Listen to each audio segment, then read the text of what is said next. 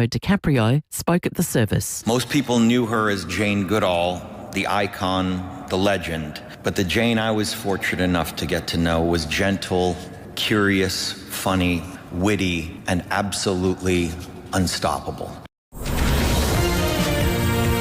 Now turning to FIVEAA Sport. Gliderol Garage Doors, adding strength, style and safety to your home. Gliderol.com.au. And it's good morning to Tom Wren. And a very good morning to you as well, Mel. Stand-in Test cricket captain Steve Smith is confident Josh Hazlewood will be fit for next week's first Ashes Test. The bowler left the field for scans on hamstring tightness during New South Wales' 300-run loss to Victoria.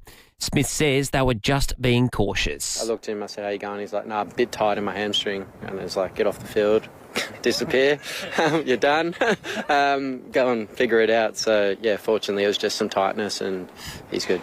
No such luck for Sean Abbott, who has been ruled out with a moderate hamstring strain. Still on cricket, South Australia's recorded its first Sheffield Shield win for the season after hanging on to beat Tasmania by 3 wickets in Hobart. Chasing 217 to win, the visitors were in real trouble at 5 for 88, but they recovered to get the points. Liam Scott top scoring with 53, while Ben Menenti was unbeaten on 49. And he says the result is significant. Yeah, it's a big win. We've been pretty successful down here the last few years. It's a place we love to come and love to play at. SA is now sitting in fourth spot on the Shield table. Elsewhere, as we heard, Victoria extended its lead at the top of the table after smashing New South Wales by 300 runs, while WA will resume at 5 for 210 today on day 3 at the WACA. That's after Queensland made 390. And there was one game in the WBBL overnight, the Perth Scorchers 23-run winners against the Brisbane Heat. Well, the AFL fixture will be released today. As expected, the draw for the gather round is out and Adelaide will kick things off on the Thursday night against Carlton, while Port and the Saints will conclude the round on the Sunday evening. And the New Zealand Breakers have smashed the Brisbane Bullets by 29 points in the NBL. And that's the FIVEAA Sport. Now the FIVEAA forecast. Get some support at home with ACH Group because a little help can be a big help. A shower or two, 23 today. A shower or two tomorrow with storm clearing, 27. Saturday, a shower or two, 22. Sunday showers, 20. Right now, it's 15 degrees on FIVEAA, always Adelaide. Come to the 2025 Multicultural Festival on Sunday, November 23 in Victoria Square, Tandanyanga. It's a free, fun day out for the whole family where you can experience the world from the heart of Adelaide. There's mouth-watering food, performance, music, dancing, hands-on activities and presentations from 65 different cultures. Gates open from midday until 6 p.m. Learn more and check out the full day's program at multicultural.sa.gov.au/festival. We can't wait to see you there. Hi, I'm Lynn Andrews. The Lynn Andrews team have seen a lot of change in real estate over the past 50 years, but one thing remains unchanged: our passion to help people invest in their future, to build strong property portfolios in either the residential or the commercial sectors. Our commitment to property investment over the years means we have a wealth of knowledge to share. We're here to help you. Visit lynnandrews.com.au. South Australia, the countdown is on. By January 1st, all businesses and venues with public access over a certain size must have a defibrillator installed and clearly signed. Failing to comply could mean a hefty fine. Defibrillators Australia make it simple, with approved AEDs, cabinet signage and certification all ready before deadline. Don't risk it. Call 1300 331193 or visit defibrillatoraustralia.com.au today. Defibrillators Australia, protecting hearts, keeping your business compliant. Steinborner has done it again. The Jack T9 Ute has landed at Jack Motors in Gawler. Enjoy a 5-star ANCAP safety rating, 7-year unlimited K warranty, 7-year roadside assistance, 7-year capped price servicing. The Jack T9 impresses with a turbocharged diesel engine, 4x4 dual-range transmission, 3-ton towing capacity, and it can easily handle a full-size Aussie pallet with a 1,045-kilo payload. All this from $39,990 drive away. Jack Motors, it's well worth the trip. Gawler, Barossa and Clare, or at gawlerjackmotors.com.au. If you're in South Australia, you can get $200 off when you take out a new NRMA Home Buildings Insurance policy with promo code 200HOME. Because that's what a help company would do. Visit nrma.com.au/SA offer or call 132 132 to redeem today. Offer ends January 9th, 2026. Excludes renewing policies. South Australia risk addresses only. Full offer T's and C's online. Always read the PDS. PDS and TMDs available from NRMA Insurance.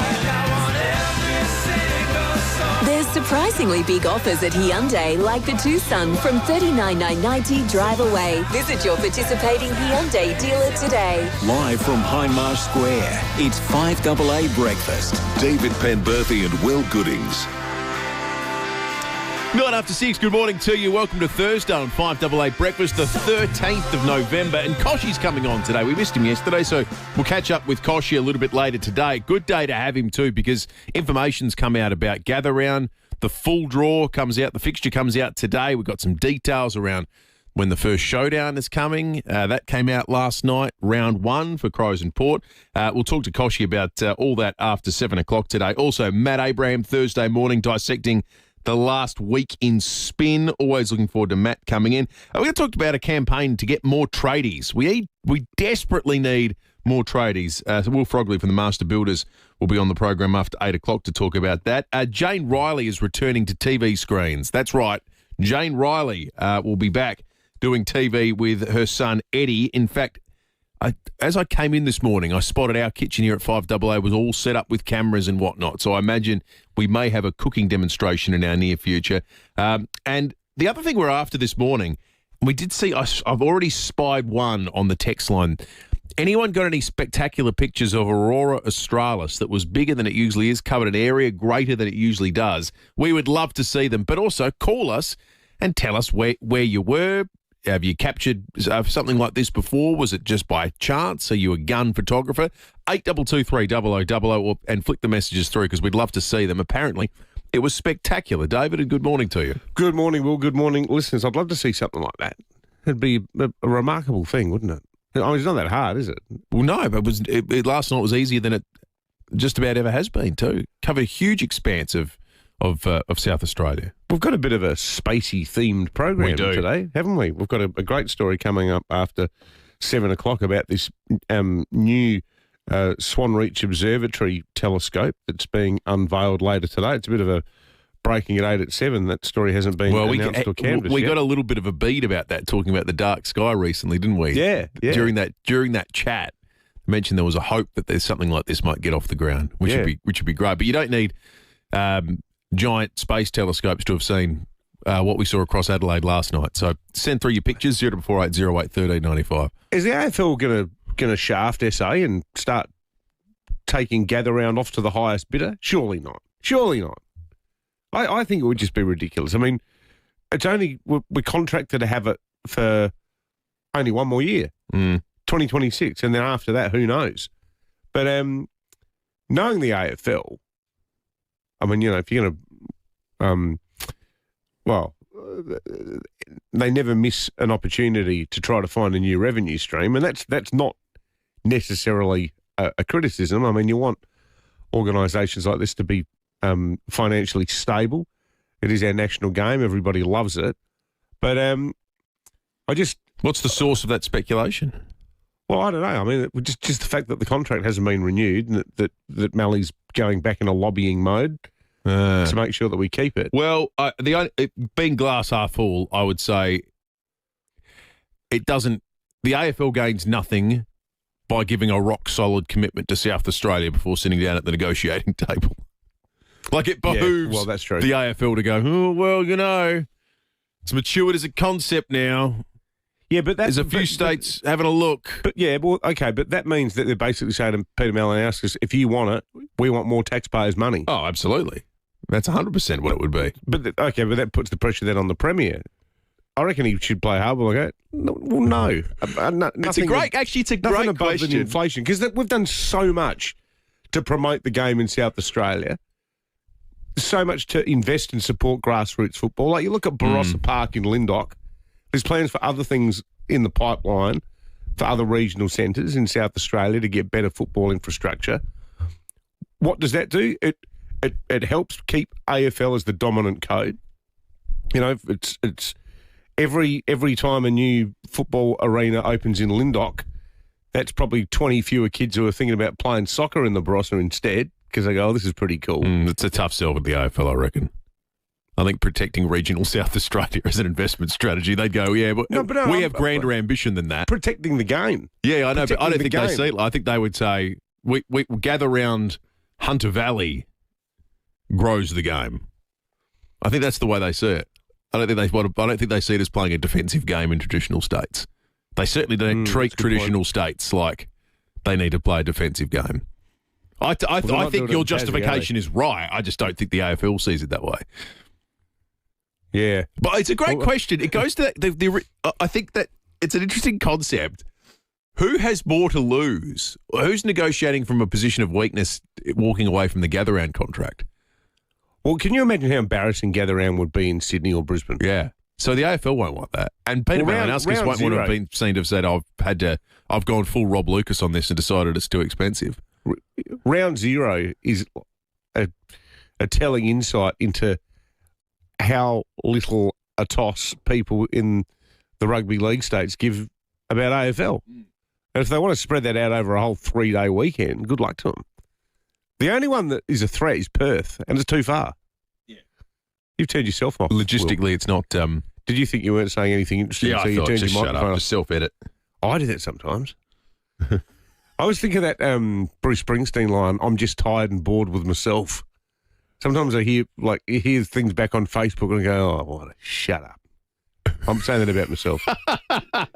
Worst is when you text in and really get into yourself. Oh, yeah. 822-300-00 is the number. You could jump on the text line and let us flick us through your Aurora Australis pictures if you've got some. But you might just have a view on what's going on. Mark in Para Hills has said, my gut feel is that SA will lose gather round, listening to Mally on the sports show last night. Rowie and Timmy are officially worried. Thank you for that, Mark. What do you think of the round? The draw so far? I think, we spoke a bit of gather round with Rennie yesterday. All we know so far is we've got the showdown's going to be in round 8. It'll be a Crows home game, and Port won't play at Adelaide Oval until what's the third week of football next year. So round 0, round 1, they're going to be away, and so it won't be until round 3 that Port play here in Adelaide. It's going to feel well and truly like the season's underway, but we don't know too much other than that. Beyond the fact, it sounds like the Crows are going to be well looked after when it comes to Thursday and Friday night games, as you should, just finishing top. And Port won't be playing as many little mini regional round games as they have been in recent years. Mars Stadium, places like that. Yeah, that's right. So what a hellhole that is. Oh. Have you actually been there? Yeah, I've called footy there. Oh, really? Was it like -6? I called footy there on a day where it was Bix and Rowie and I were driving out there from the airport, and Rowie sat across the back seat because he had the flu, and he just said, look, mate, I'm not sure I'm going to be able to call at all. And we went out there in a freezing cold game, and the Crows losing by about 10 goals to the Bulldogs. It was just... I remember that game. It was horrific. Has anyone who isn't Footscray ever won a game there? I'm sure they have, but it just doesn't feel that way. I can't remember the Crows or Port winning there. Or maybe Port. All right, we might take a quick break. We'll get to some news headlines, the weather, and Rennie with what he's managed to learn about the fixture release today. That's coming up. Man, I'm just tired and bored with myself. The King Black Friday sale is on now. Save up to 60% on Australian-designed, award-winning furniture. So why buy ordinary furniture when you can come home to King? Hurry, sale on now. Shop online or visit a King Living showroom today. Not every conversation stays with you. This one will. Join Stephen Bartlett as he asks the questions no one else asks. Search The Diary of a CEO wherever you get your podcasts. The wait is over. Harvey Norman Black Friday sale. Save up to 35% off Windows 11 computers. All the big brands up to 35% off. Save up to 40% on monitors and gaming accessories. Save $150 on Garmin Venue 3S smartwatch, now $598, and save a huge $1,000 on Google Pixel 8 Pro 128GB, now just $698. Best brands, best range, best prices. There's more in store and online at Harvey Norman Black Friday sale. Go, Harvey, go. So, turns out, if you scan your RAA card at Caltex, you can get 10 cents off every litre of fuel. Woo! Right now, it's even better to be an RAA member with even bigger savings at the pump. 10 cents off per litre at Caltex. It's beeping busy in here. T's and C's exclusions and transaction limits apply. Available from the RAA website. Discount available at participating Caltex service stations in SA only. Offer for a limited time and subject to change. Have you heard of Mr. Mario's Takeaway? It's the new casual takeaway part of the well-established and renowned Luca's Seafood Restaurant on Pulteney Street. This is excellent. I love this restaurant. Named in tribute to Peter Luca's late father, Mario, a legend in SA's fish and chip history for more than 75 years. Mr. Mario serves up classic no-fuss fare with flair. Think crispy fish and chips, hearty burgers, fresh grilled seafood and salads. Portions are generous and the price is great. And because it's run by the Lucas team, you know the quality of the seafood will be top tier. And Mr. Mario's takes pre-orders too, meaning that it's perfect for office lunches or for big groups. For more on the magnificent Mr. Mario's menu or to place a big order, just Google Mr. Mario's Takeaway. Mawson Lakes Volkswagen has a problem. Too many Volkswagens, not enough space. Yep, they're overstocked, and that's very good news for you because every demo is priced to clear, like right now. Their solution? A huge demo clearance with hot prices. But that's not all. They're offering immediate delivery and finance so easy, you'll wonder why you didn't do this sooner. But don't wait. These demo Volkswagens won't sit around for long. Mawson Lakes Volkswagen, Salisbury Highway, just a short drive from the city. Hey, it's Lauren here from Adelaide. And if you're like me and you love a good bargain from your local chemist, check out Star Discount Chemist. They're all about great value and helping your family stay healthy. Go in store or online for click and collect and delivery. Star Discount Chemist. How can we help? Joey Famano's Music of the Night returns to Her Majesty's Theatre Adelaide, Sunday, November 30, 2 p.m. A spectacular celebration of music from Andrew Lloyd Webber, London's West End, Broadway and more. Tickets on sale now at musicofthenight.com.au and the theatre. Don't miss the sensational 2-hour matinee performance at Her Majesty's Theatre, Sunday, November 30, 2 p.m. Book now. 5AA Breakfast is streaming live right now. To watch, simply head to 5AA on Facebook or YouTube. There's surprisingly big offers at Hyundai, like the Tucson from $39,990 drive away. Visit your participating Hyundai dealer today. David Penberthy and Will Goodings, 5AA Breakfast. 21 minutes after 6, we've got a $100 Kent Town hotel voucher to give away. We want you to tell us the most memorable jingles of all time this morning. The most memorable jingles. It comes as Menu Log announces they're going to be leaving Australia in the next couple of weeks. Shoe shed, get it into your head. That is a good one. Menu Log closing down in just the next couple of weeks. They couldn't make it work when they tried to pay people what they were owed. Menu Log? They did give us the very famous Katy Perry and Snoop Dogg ad. Did somebody say Menu Log? Me, get delivery like a G. See, hungry dogs gotta eat. I get mines every day, every week. Chicken wings to the crib, I'm sitting in. Tacos to the chateau, please. Did somebody say Menu Log? Private jetting in the night. When he was announced to be the AFL Entertainment, I think the vast majority of Australians knew him most for his Menu Log ad. Yeah, that's true. Somebody say Menu Log. Most famous jingles of all time. In fact, the jingles that have just stayed with you, like David just was able to recite Shoe Shed, pitch perfect. 8223 text us on 0448 08 1395. We've got a $100 Kent Town hotel voucher for someone who can nominate the most. Now, it might not be memorable for a good reason, by the way, either. It might be an earworm that you just can't get out of your head. Like Shoe Shed. Like Shoe Shed, exactly right. So Footscray have won 10 out of 14 games at Ballarat. I was right about the Crows almost. They've only won one of their 4 games there. A lot of our listeners texting saying it was that 1 point win where Tex had a day out. Port have done all right there, 2 wins from 3. Dave Lloyd was there for one of them. He messaged that in 2018, Port beat the Dogs by 44 points. It was 6 degrees all day and minus 4.2 the day after heading home. Oh, my God. They just do cold differently in that part of regional Victoria, don't they? Do they ever? Well, a warm welcome, though, on the other hand, from the Barossa Valley. This year's Gather Round was a huge success there in Barossa Park at Lyndoch, and the Barossa's ready to play host again. We've got the Mayor of the Barossa Council, Bim Lange, on the phone. Bim, good morning. Such exciting stuff for the Barossa, isn't it, this is happening? Oh, good morning, gentlemen. Yeah, really exciting. Eastern states, all from the eastern states, so they can all travel a lot easier. And the premiers, current premiers, playing at the Barossa. How great's that? Yeah, absolutely. I didn't get up there this year, Mayor, but what was the atmosphere like? Was it basically? It would have been almost impossible to get a hotel room, get an Airbnb. It must have been chockers. I can tell you it was a lot warmer than Ballarat was. Yeah, no, look, the atmosphere was great. It was a real buzz to see so many people and to culminate like that after 11 months building the precinct, and then to have that gather around was a real boost for the Barossa, for the region, and for the state. And it was a great atmosphere. We just wanted a little bit cooler next year. Yeah, absolutely. And what has it meant for the community there? Things like Barossa Park, Ben?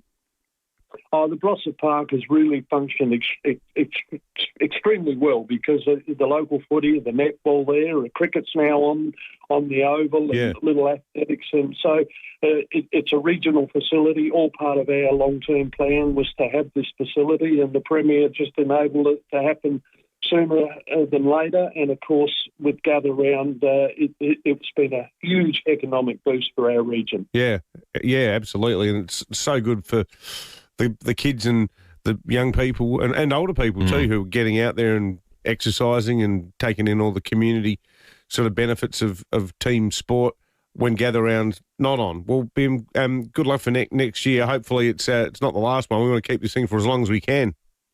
Oh, absolutely. Yeah, no, look, we're keen to stay in the game, as we say. Yeah, 100%. Good on you, Bim. Bim Lang, the Mayor of the Barossa Council. So good that it's in the Barossa. Like the whole, when it was first conceived, I think everyone went, "Oh, this is designed around like footy games in the Barossa." That's what this concept is about. Combining. They didn't get it though. Year one, exactly right. It's about combining great footy with great tourist destinations in South Australia. That said, Joe sent us a text a short time ago, and I think I agree with Joe on the Gather Round fixture. They haven't prioritised blockbusters. No. And they haven't prioritised great games. It feels like this is just what the computer spat out. Because, yes, Adelaide Carlton will get a crowd, but Carlton, where they're at, Port St Kilda, okay. Home teams, you might just say, well, whatever, we'll get a decent crowd. But then Hawthorn GWS? Now, Hawthorn Bulldogs would be a good game. Right. Collingwood Freo will probably be a good game on the Friday night, despite not being exactly traditional rivals, but that's fine. But then North Brisbane. That's unwatchable. Yeah. Despite the fact it'll be in the Barossa, I'd just go to the Barossa and go straight to a winery. Is it Richmond GWS as well? No, it's Richmond GWS. Yeah, well, that's a yawn. That's a yawn. Then you've got Essendon Melbourne as kind of a whatever. But isn't that the problem though? Like Geelong West Coast. But if Geelong West Coast, yeah, well, that's going to be a ding dong tussle, isn't it? Oh my goodness. Isn't the problem though? Can you imagine if the CEOs of Carlton and Collingwood said, look, instead of playing at the MCG yes, with 97,000 seats, you're going to be playing on the parade in Norwood or in Lindop. And they wouldn't like it, but I would think it was excellent. Yeah, that's right. Mark, what's the most memorable jingle of all time? Boys, it's stuck in my head for 40-odd years. You need Uncle Sam, the underarm. You need Uncle Sam, you need Uncle Sam. Let's get together with the stars and stripe can. It's the perfect connection. Yeah, that's what we're talking about. Thank you, sir. I've never heard that ad. Yeah, I've not heard that one before, but I can tell why that one's memorable. Vinny and Grange, good morning. Good morning, fellas. Louis the Fly. Oh, yeah. Oh, Louis the Fly. Louis the Fly, I'm Louis the Fly, straight from rubbish tip to you. That hits every marker of a great jingle, doesn't it? It's simple, it's memorable, it's somewhat irritating. Didn't who wrote that book set in Bryce Courtney, the author, he wrote the Louis the Fly ad. Is that right? I'm pretty sure he did. Bryce Courtney, the author, wrote it. because he worked in advertising. Before you said that, I was going to ask, is there some sort of, is there the John Williamson or the David Bowie of memorable jingles? There must be someone out there that people go, oh, that's the person you want. That's the genius right there. They never get that level of notoriety, though. There must be someone. Hey, Tom Rent's in the 5AA Breakfast studio. We should talk sport because it's a big day footy-wise coming up. Colours, custom design, any house, any style, glider or garage doors. Morning to you, Rennie. Morning, Will. Morning, David. So the fixture's going to come out. I heard you talking about gather round. So as we suspected, Crows, Carlton kick it off, Port Saints finish it. The rest of the round came out yesterday, but the whole AFL fixture is going to come out today. So one of the things that's sort of being drip-fed at the moment, the AFL tends to do this, they leak it out a little bit at a time. We're going to get 4 games on Anzac Day because it falls on a Saturday this year or next year. So Port Adelaide will host Geelong. Port's very big with its Anzac Day round, so they're going to host it next year.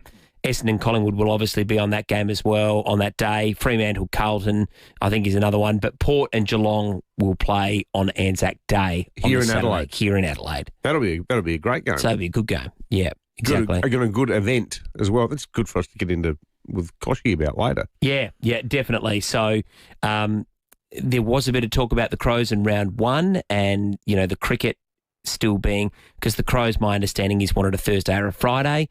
But the ground won't be available. Have you heard this too, Tom? Yes. And the women are playing, there's a women's cricket game on the Saturday. And the AFL are being narcs again about, we won't be able to play Sunday if they're playing Saturday. That's right. And then it's looking a bit dodgy. And then I think the Crows are reluctant to make it a Sunday game because then if they do that, it's going to mean they can't get to Thursday and Friday night games because of 4 or 5 day breaks. So it's tricky for the Crows, really tricky. So we'll see how it's fallen a little bit later today with regards to round 1 for the Crows because I think they did want a Thursday or a Friday night game to kick things off. And they deserve it. They're one of the most attractive sides this year to watch. So we had that situation this year, though, where the Shield final got moved. Yes.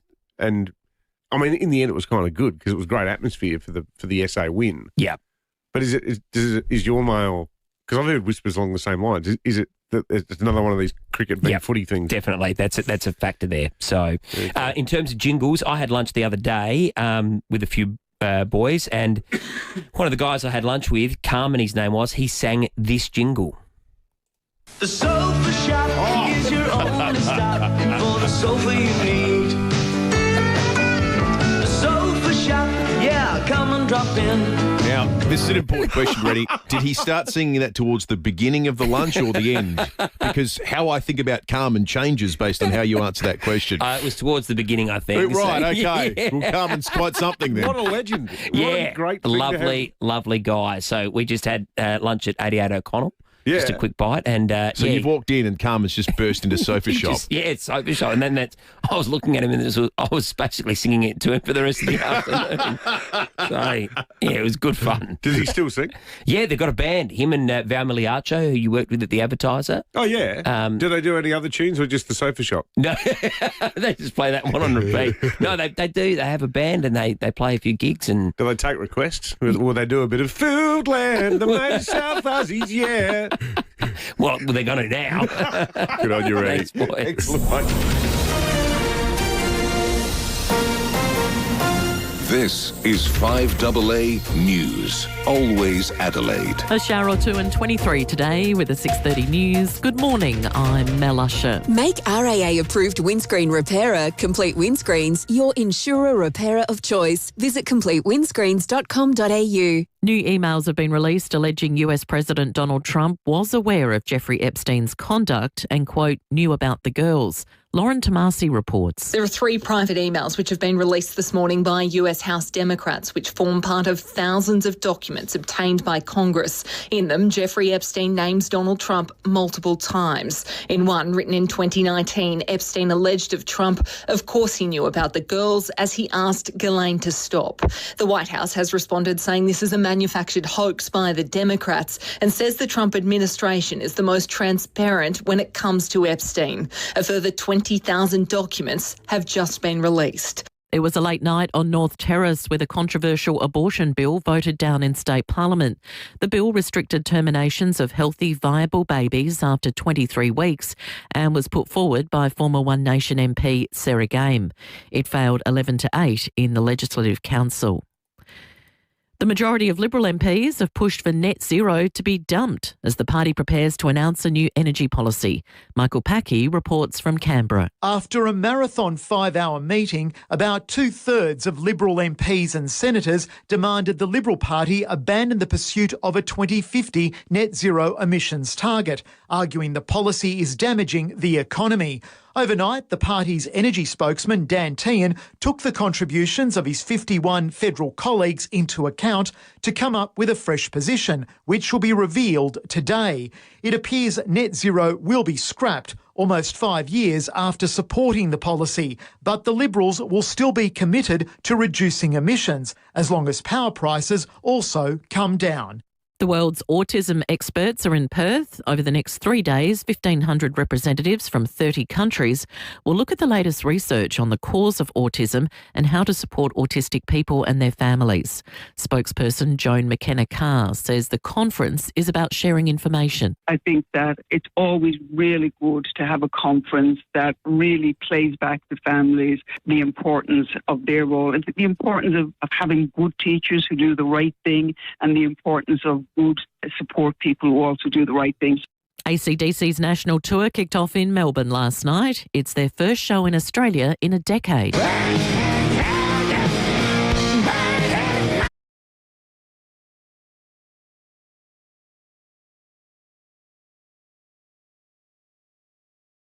Final on November 30.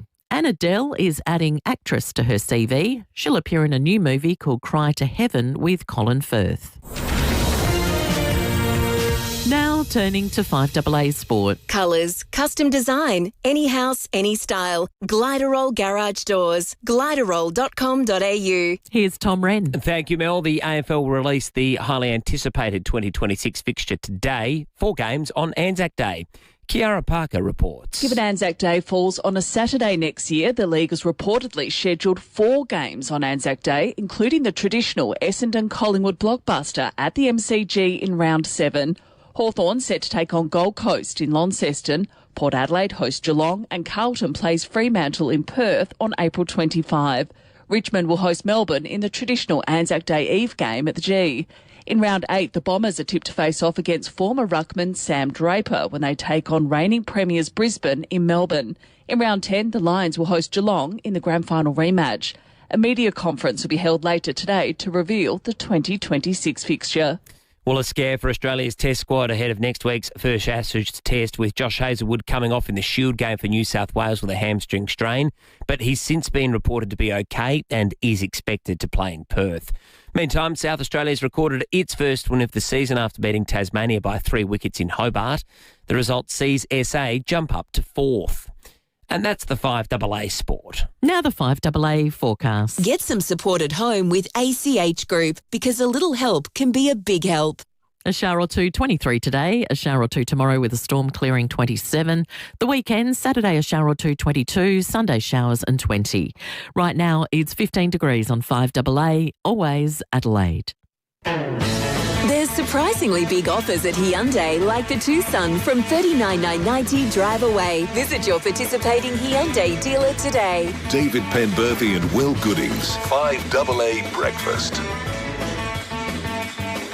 23 minutes to 7. Having fun talking jingles at the moment, given Menulog are departing Australian shores. They did leave us with a very memorable Snoop Dogg jingle, though, and we've been left with a few terrific ones from listeners in the first half hour as well. If you've got a jingle for us, it could win you a $100 Kent Town Hotel voucher. Get calling on 8223 0000. The other thing we got on the text line, I just want to credit it correctly, was a terrific photograph taken in Millicent in the southeast by Graham of Aurora Australis. It looks absolutely spectacular. His picture, we'll put it up on the Facebook and YouTube live stream. Green, purple, the beautiful silhouette of the trees and the foliage around him. It's a spectacular shot among many. We'd love you to send through yours if you've got them. 0480081395. But if there's a story behind it, it being your first time you've captured Aurora Australis and it was just happenstance or indeed something you've chased, we'd love to hear from you. Call us, 8223 0000. Dr. Brad Tucker is an astrophysicist and cosmologist at ANU and joins us on 5AA Breakfast now. Dr. Tucker, good morning. Why did we get such a widespread and visible Aurora Australis this time around? Yeah, look, it was great. It was really big, and it was all about because we had some massive storms. So a couple of days ago, we had a series of 3 flares, 3 X flares, and so storms from the sun are measured kind of like the Richter scale, where you get CMX, and they're kind of 10 times bigger than each other. And so we had a couple of these X flares, some of the highest flares ever. So that means there was a ton of energy leaving the sun, had packed a good punch, and hit the Earth, and also hit it at the right time. So it started to be visible yesterday in the Northern Hemisphere, but the strong part of it really reached in our evening, so we were able to see it, as you said, quite widespread, all the way up to the New South Wales-Queensland border, in fact. Now, Brad, I feel kind of insignificant discussing any of these sort of astrophysical events. What actually is it? I don't get any of this. What is it? What's causing it? Yeah, so you're pretty much getting, in a weird way, the same effect as like a neon sign. So you get electrically charged particles, so you get extra electricity from the sun. That energy hits the Earth's atmosphere, and so as the electricity goes through our atmosphere, it causes the air molecules in our atmosphere to glow. So you have a neon sign, you put argon or neon through it, you plug it in, electricity goes through it, and it glows. And that's essentially what's happening here. So as that energy hits, when people saw that pink, that energy from the sun was oxygen, about 150 kilometers and higher. We also saw green, which is oxygen, but much lower to the ground, kind of that 100, 150 kilometer range. So you're seeing this energy from the sun quite literally cause our own air to glow because of how much energy, extra energy really has come from the sun. Wow. That's a really good explanation. That's the first time I've come vaguely close to understanding what's causing it. Is there a time of year where it's more common? So not necessarily. And so the sun actually goes through an 11-year period. So every 11 years, the sun goes through kind of this roller coaster of more activity and less. And so for the past 2 years, we've been in the broad, lots of activity phase. We're towards the end of it. So it's actually quite surprising that we got this large of a storm this kind of late in the season. It's kind of like having a heat wave in March where you're like, oh, summer should be over, but you get this last heat wave. And that's kind of what's a bit surprising. It was such a strong one.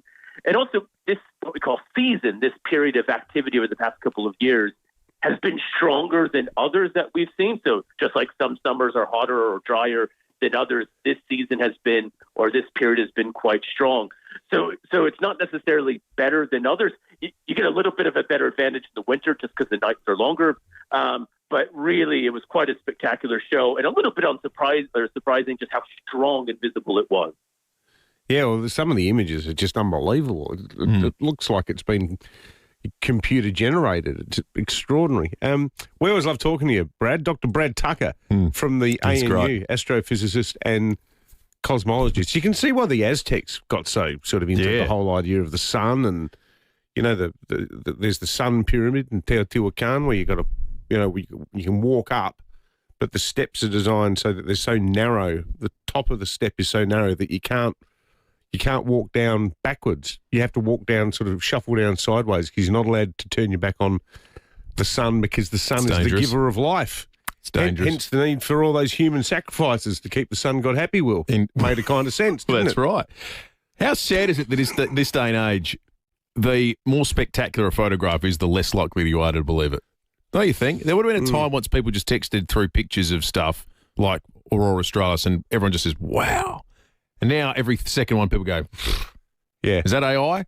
Yeah. Like just disbelief is at an all-time high thanks to Across digital the board. manipulation. News events. Yeah. The better the news photo, the more suspect it is. Completely. I mean, we said last year when the amazing images of Trump first came out on him, his fight, in real time after the assassination attempt, I was like, when are we going to see the real pictures? Yeah.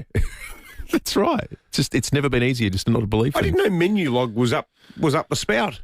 Yeah, that was. How am I going to get Maharaj on Taj Vindaloo now? It surprised everyone. Them leaving. I didn't realise that. Have they been killed by that panda thing?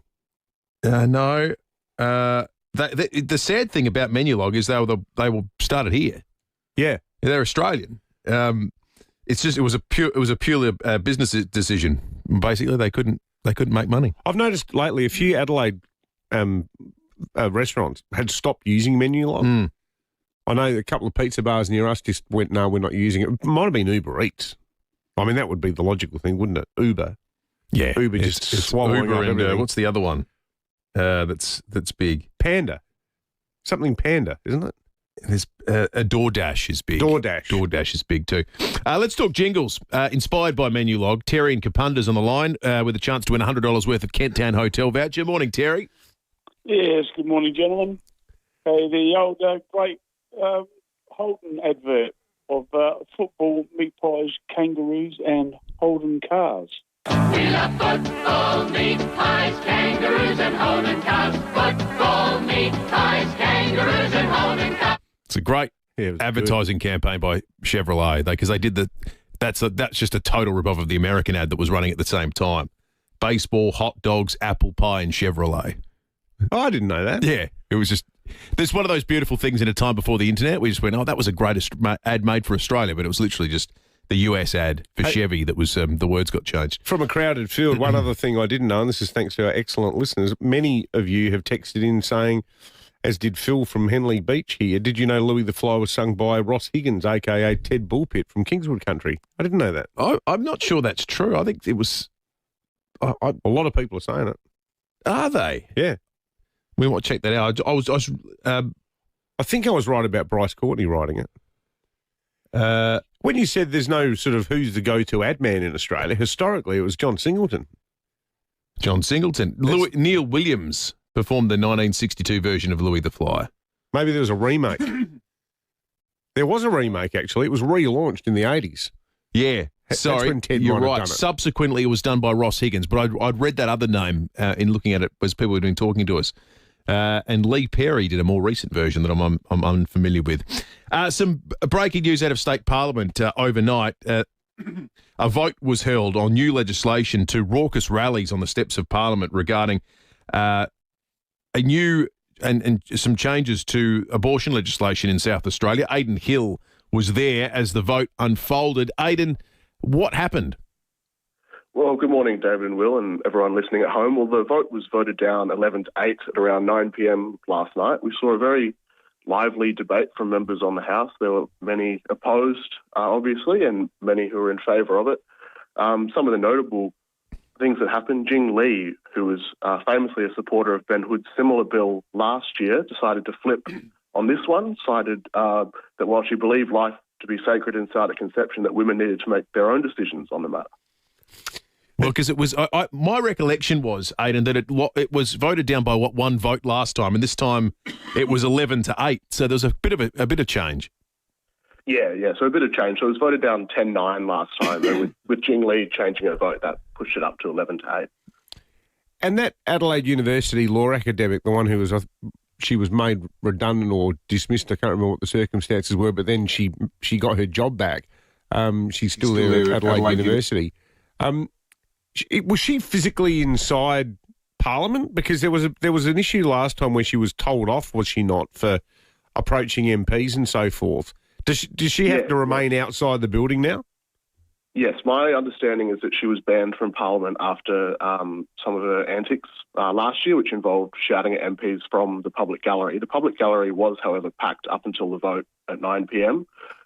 Many pro-lifers and opponents of the bill packed the gallery, including Henry Davis, who we all know is now aligned with Sarah Game and her new Fair Go for Australians. Also, Nat Cook, the Labor MP, was there opposing the bill. So my recollection, were you there last time the vote happened, Aidan? My recollection, it went into the wee hours of the morning. This has been sort of, for the Ledgeco staying up late, this is pretty humane sort of hours. Yes, well, the last vote was before my time, David and Will. But, right. this was a relatively early vote compared to some that we've seen in the Legislative Council in the past. There was about 3 hours of debate on it. They'd started debate about 5 p.m. and then break for dinner and came back to it later. It's great information, Aidan. Thanks, and they Aidan. really set the picture nicely too, getting a sense of who was in the gallery and the people there. And Can I ask Aidan one more question? Yeah. Hey, Aidan, how often do you get stuck in the Legislative Council all night? Because when I was a boy in short pants out of my cadetship, my first job, I'd just sit there from 2 p.m. until it rose, covering the upper house for about 6 months, and I'm still in therapy as a result of it. This was the first time. Yeah, well, don't make a habit of it. That'll be my tip. Good on you, mate. Hey, Neil. Great report. Seriously, I just sit there on my own in this little booth, watching all the greats from yesteryear. I mean, Trevor Crothers. People say a lot of uncharitable things about the Legislative Council, but I can almost remember who was there. It's not dynamic, is Terry it? Cameron, Carolyn Pickles, Trevor Griffin. He became the Attorney General in the Brown government. There are a lot of good people there. Rob Lucas was there. I think he'd already been there for 20 years. He went straight from primary school into the Legislature. I think he did. No, they were good people. All right, let's check traffic, and we'll be back with more in just a moment. Thanks, Will, and morning, David. Roads looking pretty good tonight. We're accident breakdown free. Pretty light traffic too, which is nice for a change. Do have a bit of water main to look out for at St Peters, Paynham Road near Winchester Road, but looking at the map, not seeing too many delays there, so that's good. Do have War Memorial Drive closed at North Adelaide in front of the Adelaide Oval at Pinky Flat for the World Volleyball Championships. That kicks off tomorrow. And got a camera at Jetty Road, Larks Bay. Harris Scarf's Friends greatest Christmas sale is on now. Save 50% off full price quilts and toppers. Don't miss out. Conditions apply. Harris Scarf, great brands, great prices. Adelaide's most accurate traffic on 5AA. Does your family speak car? Then don't miss the Fuchs Adelaide Auto Expo. Feast your eyes on Australia's best hot rods and street machines. There's heaps of traders, 3 different car cruisers, and you can win a car. Yes, an actual real life-size car. The Adelaide Auto Expo. Tomorrow night from 5 p.m. and Saturday from 10 a.m. Kids under 13 free, plus they receive a free Hot Wheels car. AdelaideAutoExpo.com.au. Hello, ACH Group, Tina speaking. Navigating the new Support at Home program? ACH Group is here to help. Our welcome team offers one-on-one consultations to help you understand your options, navigate My Aged Care, and find the right support for your needs. ACH Group will guide you through the process and make it easier. Call our welcome team at ACH Group on 8159 3500, because a little help can be a big help.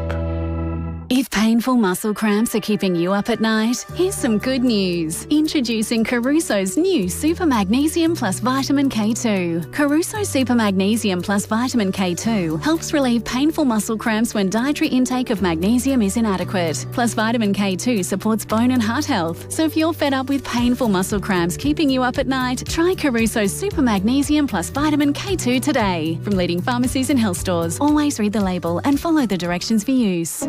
South Australia, the countdown is on. By January 1st, all businesses and venues with public access over a certain size must have a defibrillator installed and clearly signed. Failing to comply could mean a hefty fine. Defibrillators Australia make it simple, with approved AEDs, cabinet signage and certification all ready before deadline. Don't risk it. Call 1300 331193 or visit defibrillatorsaustralia.com.au today. Defibrillators Australia, protecting hearts, keeping your business compliant. Beat the rush. It starts now. Jayco's Early Bird Black Friday dealer stock clearance is now on. Beat the Black Friday chaos and score early bird deals across our massive range of campers, pop tops, caravans and more. Get ready for summer adventures with dealer stock available for immediate delivery. But hurry, must end November 15th. Don't wait for the crowds. Visit your local Jayco dealer today. There's surprisingly big offers at Hyundai, like the Tucson from $39,990 drive away. Visit your participating Hyundai dealer today. David Penberthy and Will Goodings, 5AA Breakfast. 8 minutes to 7. Let's talk about the weather today. I wish we were talking about the weather yesterday because it was a perfect day yesterday. Mark Andalak at the Bureau of Meteorology joins us. More like that would be nice, Mark. Yeah, well, that might have to wait a couple of days for that, though. But today we're looking at some fairly cloudy conditions. And that high-level clouds blowing off some thunderstorms in the far west of the state. So plenty of cloud around, maybe a spot or two from that cloud. Don't expect too much. Heading for a top of 23 degrees. And then as we move into tomorrow, those storms move over us. So a shower or two again tomorrow, possible storms as well, top of 27. Showers lingering into the weekend, 22 on Saturday and 20 degrees on Sunday, guys. Nice stuff, Mark. Thanks for that. Mark Hanlake there from the Weather Bureau. All right, let's head to Sapole. Sergeant Peter Williams is on the line. Peter, a woman's been assaulted in Hawthorn overnight. Yeah, good morning, guys. Just after 4 o'clock this morning, police were called to a library on Belair Road at Hawthorn after reports of a female who had been camping in the vicinity of that library having been kicked and punched to the head and body, leaving her with some serious injuries. Paramedics attended and treated the 64-year-old woman before rushing her to hospital, where she remains in a serious condition. It's not believed that the suspect and victim were known to each other, which is a bit of a worry. However, I can confirm, or I can update, I believe, from what I'm reading in the job, that the suspect has been quickly located and apprehended by police a short time ago. So Southern District detectives and forensic response officers, they're at the scene. They're following lines of inquiries and investigations through the day. But anyone who did witness the incident or witnessed anyone acting sus in the area, if they could contact Crime Stoppers on 1800 333 000. But as I said, that update's just coming through in the last 15 minutes that it looks like the suspect has been located and arrested, which is good news for everyone. It certainly is good news, Peter, but so it sounds like potentially a random attack, though. It does. It's a little bit of a concern that this behaviour's out there. Obviously, completely. It's not what anyone wants and not what anyone wants to hear in the morning, but as I said, some really good, quick, fast patrol work and detectives swooping in and picking up the suspect, putting him off the streets is the best thing for everyone. Yeah, exactly. And then there was another assault at Christie Downs overnight. Yeah, this one here, the people are known to each other, but about 2 a.m. in the morning, police and paramedics were called to Astrid Court after reports of an assault at Christie Downs. Police arrived and they found 2 men with injuries after being involved in a fight. A 36-year-old man sustained a laceration to his head and arm, and a 30-year-old man sustained a broken arm. So no one really won that fight. Both were taken to hospital for treatment and their injuries are not considered life-threatening. Southern District Police are investigating the incident. And it was a busy night for the Southern District detectives because a couple of pairs got woken up to go and deal with them.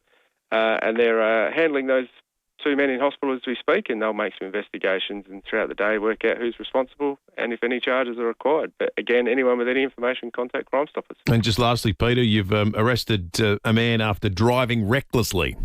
Yeah, 11:30 last night, police spotted a Hyundai on Victoria Avenue at Birkenhead, and checks revealed the car was bearing false plates. Patrols didn't need to attempt to try to stop the vehicle because Polair were in the area and quickly swooped in and decided to follow it instead. They tracked the vehicle all the way along Park Terrace in North Adelaide, travelling at speeds of up to 120 kilometres an hour in a 60 zone. But then a short time later, it was seen to drive over a medium strip and bounce off the curb. So the person choosing to drive this vehicle obviously had very, very little regard for any other road user at the time. Just after midnight, the car was followed into Wimpress Avenue at Findon, where the driver and passenger ran from the vehicle. And were doing their best attempt at being a garden gnome hiding in the garden. But the driver, a 44-year-old man from Taparoo, he's now a garden gnome sitting in our cells, charged with driving without a licence, breach of bail, driving at a speed of matter dangerous and unlawfully on premises. He didn't apply for bail, and he's going to appear before the Port Adelaide Magistrates Court today. Another good pinch there. Good work, Pete. Sergeant Peter Williams from Sapole. All right.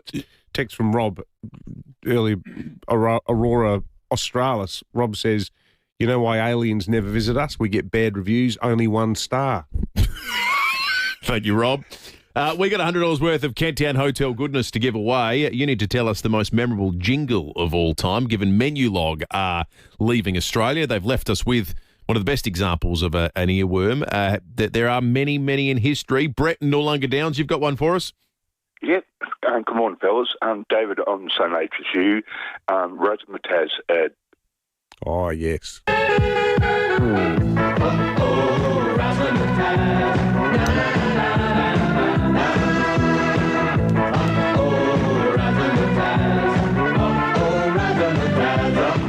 old enough to remember that one too. That was around when I was a kid. That endured. Patricia and Glenelg, good morning.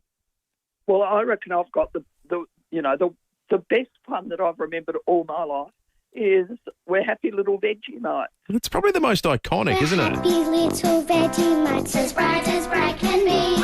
We all enjoy our Vegemite for breakfast, lunch and tea. Our mummies say we're growing stronger every single week because we love our Vegemite. We all adore our Vegemite. It puts a rise in every cheek. Thank you, Patricia. Let's go to Salisbury Plains. Raymond, you've got one for us. I do. Probably before your time, Dave. Dave, but you'd remember this one. You ought to be congratulated. It's nice to hear the family say, Gee, you ought to be congratulated. Most definitely, you really ought to be. You ought to be congratulated. It sounds like the same guy who sang Come On Aussie, Come On. Does, doesn't it? His voice sounds really similar. Ricky, good morning. Good morning, guys. What's yours, mate? Hey, I've got an early 70s Pizza Hut commercial that I remember the entirety of. Well, hit us with it. It goes like this. My girlfriend's name is Rosie. She's hungry all the time. If I could find a perfect meal, I know I'd make her mine. So I took her to the Pizza Hut one evening for our tea. I told the waitress, bring the best, the bill's on me. The waitress, she just winked at me and rushed off to the chef. And then she brought our pizza back. It took away our breath. It was an extra big, extra large, sizzling hot, family size, hammer pie, and extra fine, pepperoni, beef salami, dripping cheese, if you please, super duper pizza, oh yeah. Oh my goodness, Ricky! That was superb. Oh, mate. It's funny how things can stick in your mind. I was going to say, it's only been, 50 years, Ricky, and you remember every single word. Yeah, something like that. I know, it's crazy. Mate, that was brilliant. That was genuinely awesome. What a great party trick. I think Ricky's a strong contender for the $100 I was Countdown almost going to say stop the fight. We might sneak one more in. Sally's on the line. Morning, Sally. Morning. Gee, it's hard to follow that one. Yeah. That was a tough one. Adelaide Furniture and Electrical. Oh, that's a modern one. Furniture and electrical. Hey, Joe, how do you keep the prices so low? It's second hand. Well, you wouldn't know. Hey, Joe, how do you keep the prices so low? Memorable jingle. Come on, and just give us a go. Every time you said it, you think, Joe, he really could have made it in Hollywood. Oh, yeah. Now, that was excellent, Sally. Who gets the $100 Countdown hotel voucher? I don't think we can. So, hang on. Was it Ricky on Yorks? Yeah. Ricky. Ricky's got to win it. Some days it's easy to do the judging. That was superb, It's Ricky. a Kent Town hotel voucher, isn't it? Yep. Well, Ricky will be. You can't drink at the Trowbridge all the time, Ricky. He'll come to town. You can come to town and sing people jingles at the Kent Town Hotel. Yeah. Book the balcony bar upstairs at the Kent Town, your own bar for up to 150 people. 5AA Breakfast is streaming live right now. To watch, simply head to 5AA on Facebook or YouTube. Local news and information first. This is 5AA News. Always Adelaide. A shower or two and 23 today with the 7 o'clock news. Good morning, I'm Mel Usher. For the best price, quality and same-day service, trust Complete Windscreens. RAA approved, Main North Road, Prospect. The White House claims thousands of documents relating to Jeffrey Epstein have been leaked by the Democrats to smear Donald Trump. In 3 new emails, the convicted sex offender alleges the US president spent hours at his house and, quote, knew about the girls. White House Press Secretary Caroline Leavitt says they have been selectively leaked to create a fake narrative. These emails prove absolutely nothing other than the fact that President Trump did nothing wrong. And what President Trump has always said is that he was from Palm Beach and so was Jeffrey Epstein. Jeffrey Epstein was a member at Mar-a-Lago until President Trump kicked him out. The number of stores across SA hit with closure orders in the fight against illicit tobacco and vapes has hit 100. The closure orders came into effect on June 5. 2 long-term closure orders have also been issued. The Liberal Party will formally release its climate and energy policy today, which is expected to see net zero abandoned. Michael Packey reports. Liberal MPs and senators met for 5 hours to debate net zero. The majority want the 2050 emissions reduction target to be scrapped, almost 5 years after backing it in. Overnight, the opposition's energy spokesman, Dan Tehan, combined the contribution of his colleagues to come up with a new policy, which will be revealed today. It appears the net zero target will be dumped, but the party will remain committed to reducing emissions as long as power prices come down. Once the policy is announced, the Liberals will start negotiations with its junior coalition partner, the Nationals. Australia and Indonesia have signed an historic defence pact that spells out the rules of engagement in the event of a conflict. The Indonesian president is in Australia, where the agreement has been ratified. Exactly how the arrangement would work is not clear. But Foreign Minister Penny Wong says it's an important milestone in our relationship with a close neighbour. If you look at the geography, people understand why it matters to Australia. We want the best relationship we can. It's a commitment that we will consult on our common security at the highest levels of government. A memorial service for Jane Goodall has been held in the US Capitol. She was farewelled at Washington's National Cathedral following her death last month, aged 91.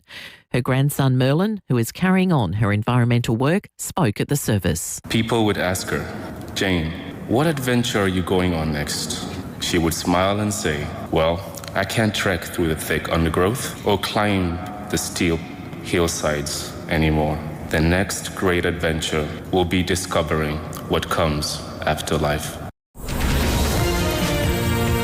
Now turning to 5AA Sport. Gliderol Garage Doors, adding strength, style and safety to your home. Gliderol.com.au. A big day in footy on the way, Tom Wren? Yeah, absolutely, Mel. The AFL set to release the 2026 fixture today. The league has scheduled 4 games on Anzac Day next year, including the traditional Essendon-Collingwood blockbuster, which falls on a Saturday in round 7.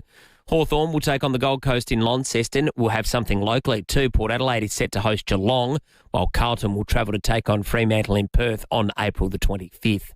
The Gather Round fixture, as we know, has already been released.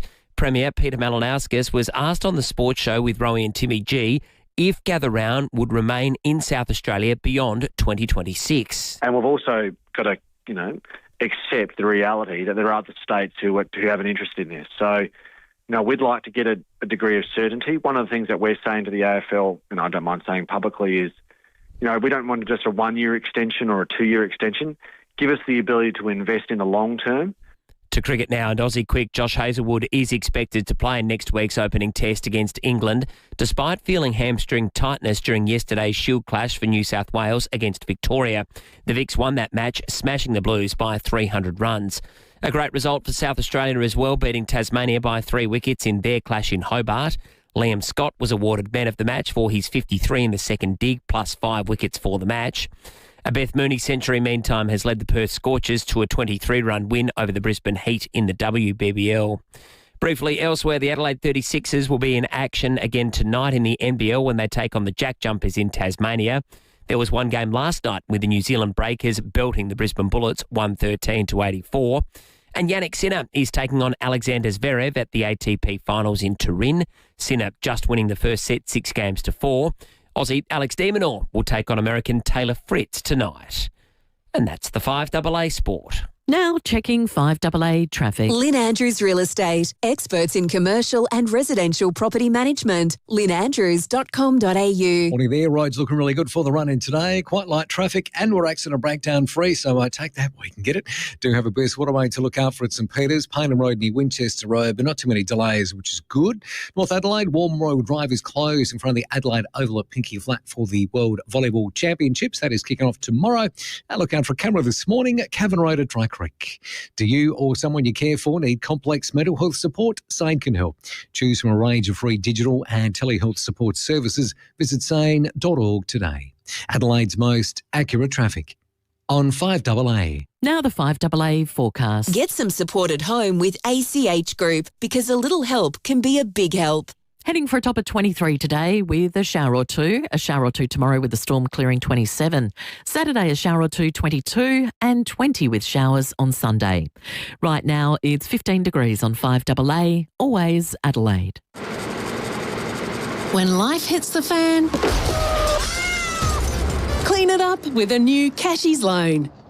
Get up to $5,000. Redraw whenever you need without reapplying. Plus, there's no upfront fees, no monthly account keeping fees, and no shouldn't be a fees. New Cashies loan. Be more life-proof. Apply in-store or at cashconverters.com.au. T's and C's credit checks, fees and charges apply. See website for TMDs. Australian Credit Licence 391436. When you book a hearing test with Can Do Hearing, you'll be seen by an accredited audiologist. Can Do Hearing is South Australian, and we're not owned by a hearing aid manufacturer. This means we only recommend what's going to work for you. and your options are almost endless. Plus the extra bonus? Our profits go to Can Do for Kids, supporting local kids living with hearing and vision loss. Book an appointment with Can Do Hearing today. candohearing.com.au. That sounds better. At Complete Care, we're more than just a care provider, we're a family.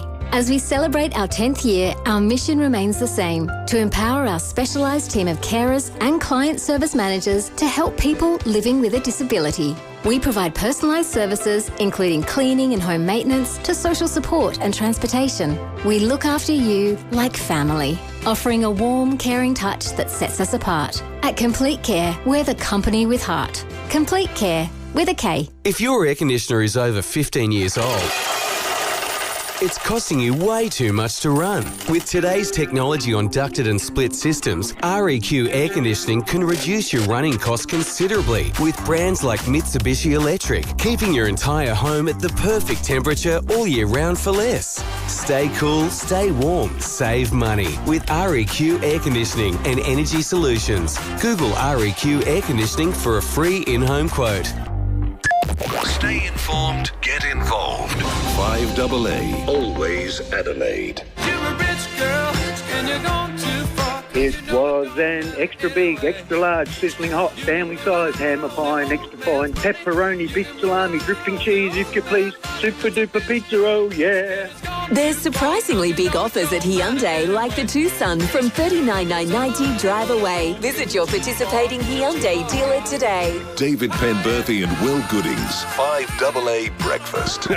Oh, what a superb effort by Ricky in the first hour, winning himself a $100 Kent Town Hotel voucher as we recounted some of the more memorable jingles of recent history. Still plenty of text on that coming through on the text line as well, 0448 08 1395. Coming up a little bit later this hour, David Koch, the chairman of the Port Adelaide Football Club, will join us on a good day to chat with him. We'll get a sense of how happy Kochie is with Port's draw, what he makes of the gather round fixture, and indeed wildcard round. Lots in footy to talk about with Kochie, and some of that does cross over with his SATC cap on as well. So we'll get into that. And Matt Abraham, after 7:30, we will dissect the spin of the week. As you've been hearing in 5AA News, big story out of the United States that dominated a press briefing this morning at the White House. Questions about emails that have been released from Jeffrey Epstein that mentioned Donald Trump a number of times. How big an issue does this pose for the US president? Let's find out with Miley Hogan for 7 News US Bureau. Miley, good morning to you. Good morning. So, Miley, I was just having a bit of a skim during our 7 o'clock news break of the content of the emails. Is there anything that is clear-cut damning of Trump? Because some of it looked a little bit sketchy to me. Look, I think it's important to point out that none of these emails that have been made public that have been able to go through at this stage, because there's more than 20,000 documents that have been posted online.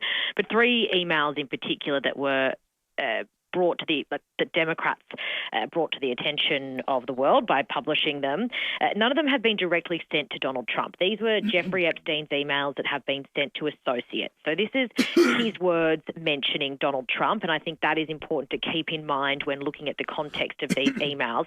But there is interesting content in them. If we look at one in particular, it's an email that was sent from Jeffrey Epstein to his former girlfriend and associate, Ghislaine Maxwell. It was sent back in April 2011. And Jeffrey Epstein wrote, quote, "I want you to realise that that dog that hasn't barked is Trump. Victim," the name has been redacted from the email, "spent hours at my house with him. He has never once been mentioned, police chief, etc. I'm 75% there." Maxwell then responds, "I've been thinking about that." Now, Republicans were quick to come out and say, hey, the victim whose name's been taken out of this is actually Virginia Giuffre, who sadly recently took her own life. But we also need to point out that Virginia Giuffre has been very vocal and had extensively spoken about her experiences with Jeffrey Epstein. And she never said that Trump did any wrongdoing. She wrote in her book that she never witnessed Donald Trump doing anything wrong as well. So that's some of the context of these emails. And the way that email is written, it sort of sounds like key words are missing or bits of it don't make sense, like the 75% bit. I'm not sure. The other thing, Miley, is wasn't it the Republicans on this committee who secured the release of the tens of thousands of emails that you just mentioned? And could that perhaps be a tactic to show that Trump's not actually in any of them? Yeah, so the Republicans subpoenaed the Epstein estate to get their hands on these documents. So in simple terms, the House Oversight Committee, which is a bunch of people in Congress who are investigating the Epstein saga or looking into it more deeply, they've been subpoenaing people to come and give evidence and along with these emails as well to get more information. So they've subpoenaed the Epstein estate for these files. They've gotten their hands on them. And then the Democrats have selected those 3 emails they've seen and published them. Now, an hour after that, the Republicans who sit on this same committee then released more than 20,000 files to say, hey, look, here's all of them. Yeah, right. Now, both sides are accusing the other of using distraction tactics. The Democrats are saying these are the important emails, and then the Republicans are saying, well, here's all the information. They're just trying to distract from the shutdown. Donald Trump has also spoken about it as well, saying that it is the Democrats are trying to deflect from the government shutdown. But look, I also think it's important to mention that there have been Republicans calling for the release of all of the Epstein files, and also a lot of MAGA supporters, Trump's base, have been wanting all of these Epstein files to be released. And still, some haven't, will appear to have not been released. So there is still that interesting point there as well. Yeah, well, it used to be his own position. Great stuff, Miley. Miley Hogan for Channel 7 News there in the US. It's not all smooth sailing on the Trump side within the Trump camp in politics at the moment in the United States. In addition to his position on the Epstein files, there are many MAGA supporters who ran on that was what they were going to do. That was their promise to the voters. Full transparency on Epstein. Did you see the sit-down interview he's done recently about H-1B visas, which is basically like our 457s, but over in the United States? When he says he's defending 600,000 Chinese students coming into the country. He's defending Indian engineers being used by the tech companies. Hardcore MAGA base is saying this should be all American jobs. Yeah. And I think Donald Trump did a terrific interview actually on Fox where he said, we don't have the people to do this. Yeah. And Lauren Ingram, I think, said, we don't have talented people in America? And he said, we don't have enough talented people in America. Same discussion that's going on here in Australia. Yeah. Everybody says, let's stop immigration. Well, okay. How are you going to build the office? I think it showed a nuanced position from Trump that, stop immigration, but not all of it. Yeah. Let's not say no to the smartest people on earth that want to move here and do things. Let's focus on the Venezuelan Tren de Agua crime gang. Yeah, let's say no to them, Babs. Yeah. Yeah, it was interesting. But there are some internal political fractures that are developing at the moment. Back home, though, we got a terrific story for regional South Australia. This is a fantastic story, and we've got the jump on it because later today, Australia's biggest private space telescope is going to be unveiled at the new Swan Reach Observatory. Now, this is a huge story.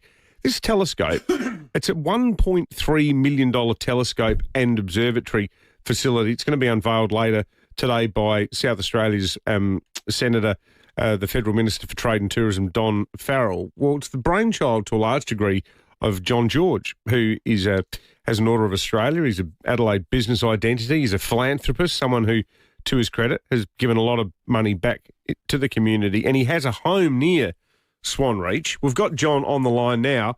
John, congratulations, and on behalf of South Australia, thank you, because you've put a fair bit of your hard-earned into this passion project. How exciting. Tell us about it. Yes, it is. It is an exciting project, and for many years now, we've known about the fantastic skies above Swan Reach, and of course, the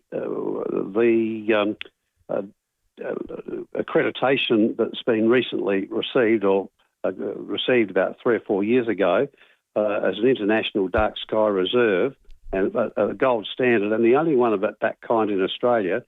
All of a sudden, I looked at it and thought, well, this is something we can do utilise for our community up here, and indeed that's what we've been doing for the last couple of years, building this observatory and bringing a great scope over, which was built especially in the USA for us. So, these areas are pretty dry, and the sheep farming is a struggle, and of course the cropping is a struggle now with the cost of putting crops in. It's a low yield area. So this is the next iteration, I believe, to bring some wealth and some enterprise into the area. It's a great concept. We love it. What's the best sort of layperson's example you can give, John, for what you'll be able to see in one of the darkest places on Earth with this new telescope? Well, just for example, last night we had a very clear night up here at Swan Reach. Unfortunately, it's a little bit cloudy today, but last night we had a very clear night, and we're able to observe Saturn, and it was fantastic because we've actually only just finalised this scope, and I've got a couple of guys out from the US at the moment that giving us trial runs and everything last night. So it was actually the first time I've looked through the scope.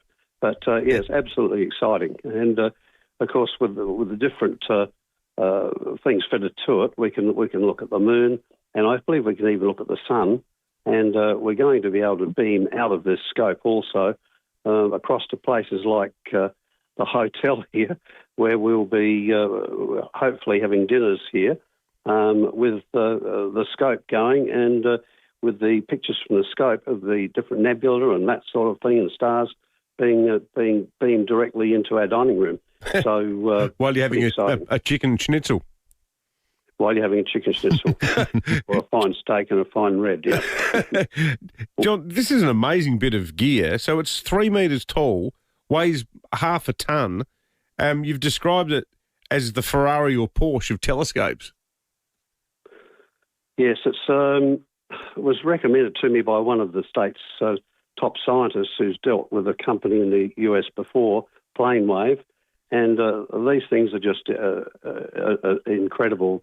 They're very technical. The one thing is, okay, they've got a huge mirror in them or a huge lens in them, but they also have, these Planewave scopes also have tremendous operating equipment, and they're very, very technical, and it's just amazing. So you virtually tap what you want it to look at, and it will look at that, and it will follow that star or that point in the sky, but it actually has to follow it at the same rate as the Earth revolves, and it does that exactly and precisely so that you get a perfect image.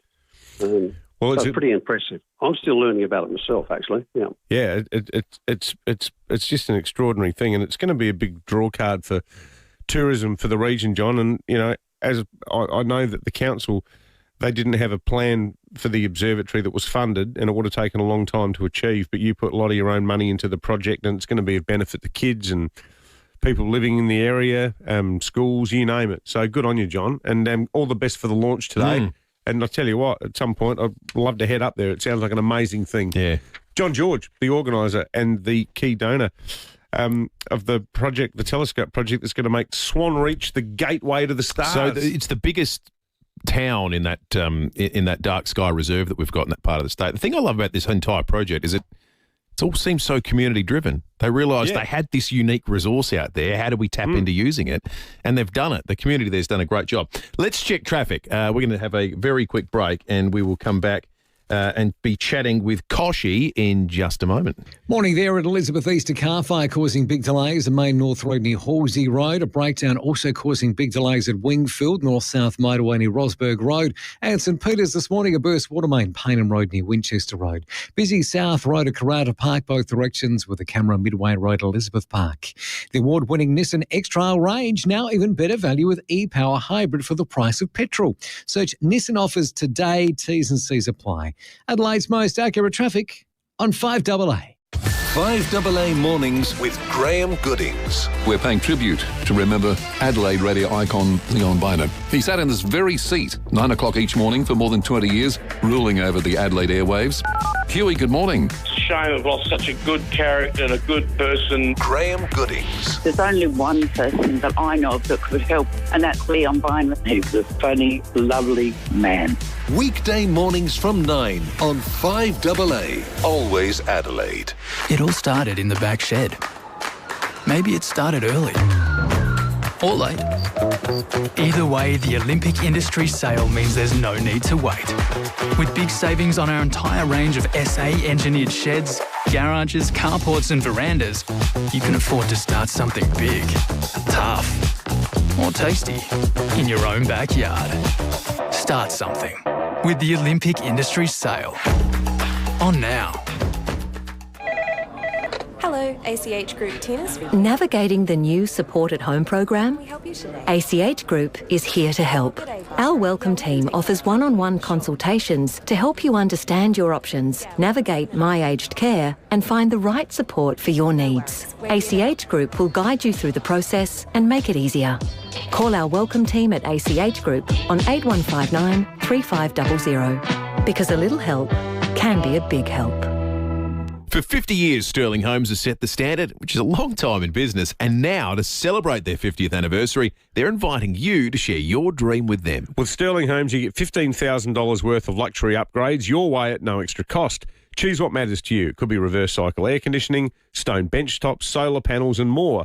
Plus, 2.7 metre high ceilings are included. Sterling Homes listens to your must-haves, considers your nice-to-haves and works with you to create your ideal home. Because at Sterling Homes, your home. Visit their display homes across Adelaide. For locations, go to sterlinghomes.com.au. T's and C's apply. Hi, Brady Bit here for Mawson Lakes Mazda. There's still time to make 2025 the year you stop dreaming and started driving that shiny new Mazda. The end-of-year plate clearance is on now with huge deals on all models. That's 12 months rego free, stamp duty free, plus accessory packs worth $500. No gimmicks, just great deals. Finish the year strong and in sports mode at Mawson Lakes Mazda. Salisbury Highway, just a short drive from the city. Summer's on the way. Beat the rush and organise your Walco pool blanket now. Keep your pool clean, warm and reduce evaporation. Uncover the savings with a Walco pool blanket. Visit walco.com.au. Rosanna Mangiarelli here from 7 News. Join me and Will Goodings for Adelaide's leading news hour, 7 News, tonight at 6 o'clock. There's surprisingly big offers at Hyundai, like the Tucson from $39,990 drive away. Visit your participating Hyundai dealer today. David Penberthy and Will Goodings, 5AA Breakfast. 24 after 7, Koshy in a sec. We're going to talk AFL fixture because today's the big day. The leaks continue to come out. Victorian journalist Sam Edmund reporting this morning that Hawthorn will have 8 Thursday or Friday night games, up from 7 last year. That's by round 15, by the way, because, of course, we don't do the second part of the schedule. The Crows will get 8. The Crows will have 8 games. Thursday or Friday night games in the first 15 rounds. Seriously? Geelong will have 8 as well, and Carlton will have 7. Nothing about Port. Koshy might have a bit of an inkling about what Port's got. We'll find out if he's happy. And they could never tear us apart. David Kosh on 5AA Breakfast. Good morning to you, Koshy. Let's start there, because you'll have I know you can't talk specifics of the draw, but are you happy? Are you underwhelmed? No, we're very happy. Very happy with what we've got. Saturday night on actual Anzac Day against Geelong, night game at Adelaide Oval. That's one of the every club is able to request particular games. And because of all our community work we do in the Defence Forces, the Anzac round is really important to us. So we always request a night game against, if we can, a tier one big Melbourne club, and we've got Geelong, which is good. Finishing gather round with St Kilda, we're happy with that. Mainly because. It's not our game, so we don't make any money out of it.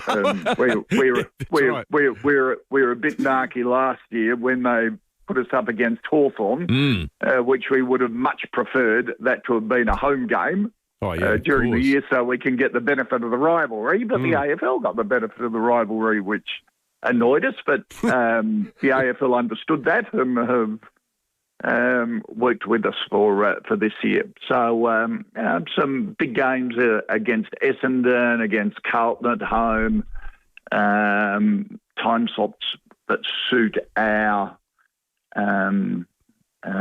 members. Our members have always said sort of twilight game on Saturday is good for us. It's family friendly, that sort of thing.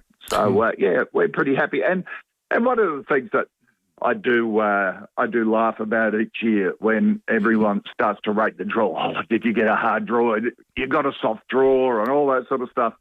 And then by the end of the season, it's completely reversed because you have no idea who are going to be the big improvers at the moment. Yeah. You know, you've got 2 games against West Coast next year. You got an easy draw. Well, West Coast could just turn the whole thing around. I'm pretty confident saying that'll be 2 easy games, Koshy. Hey, what big, great talking point in the world of footy among footy fans, Koshy, the top 10, the wild card round. What's your view on it? Love it. I reckon it's really, really good because it gives more teams a chance to get into finals from a innovation point of view. And look, footy is yes, about your teams and finals and all that sort of stuff.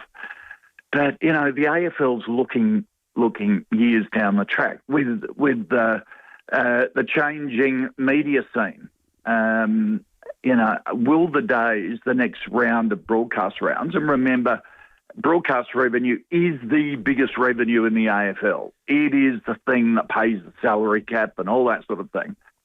Now, if free-to-air channels don't have the big money to pay the next broadcast deal, do you, like the NFL and like the NBA, slice and dice the fixture into marketable products that you can sell to different broadcasters? And at the moment, a wildcard round could be sold to a streamer as a standalone product to a streaming network who wants a taste of AFL. Gather round could be sold separately. Opening round could be sold separately. So I reckon it's pretty smart. Can I jump in though, Koshy? Your entire life, you're a free-to-air guy. What would you say to our listeners in, Ethelton or Hackham who are going, oh, great, I got to subscribe to Prime to watch local games now, do I? Yeah, well,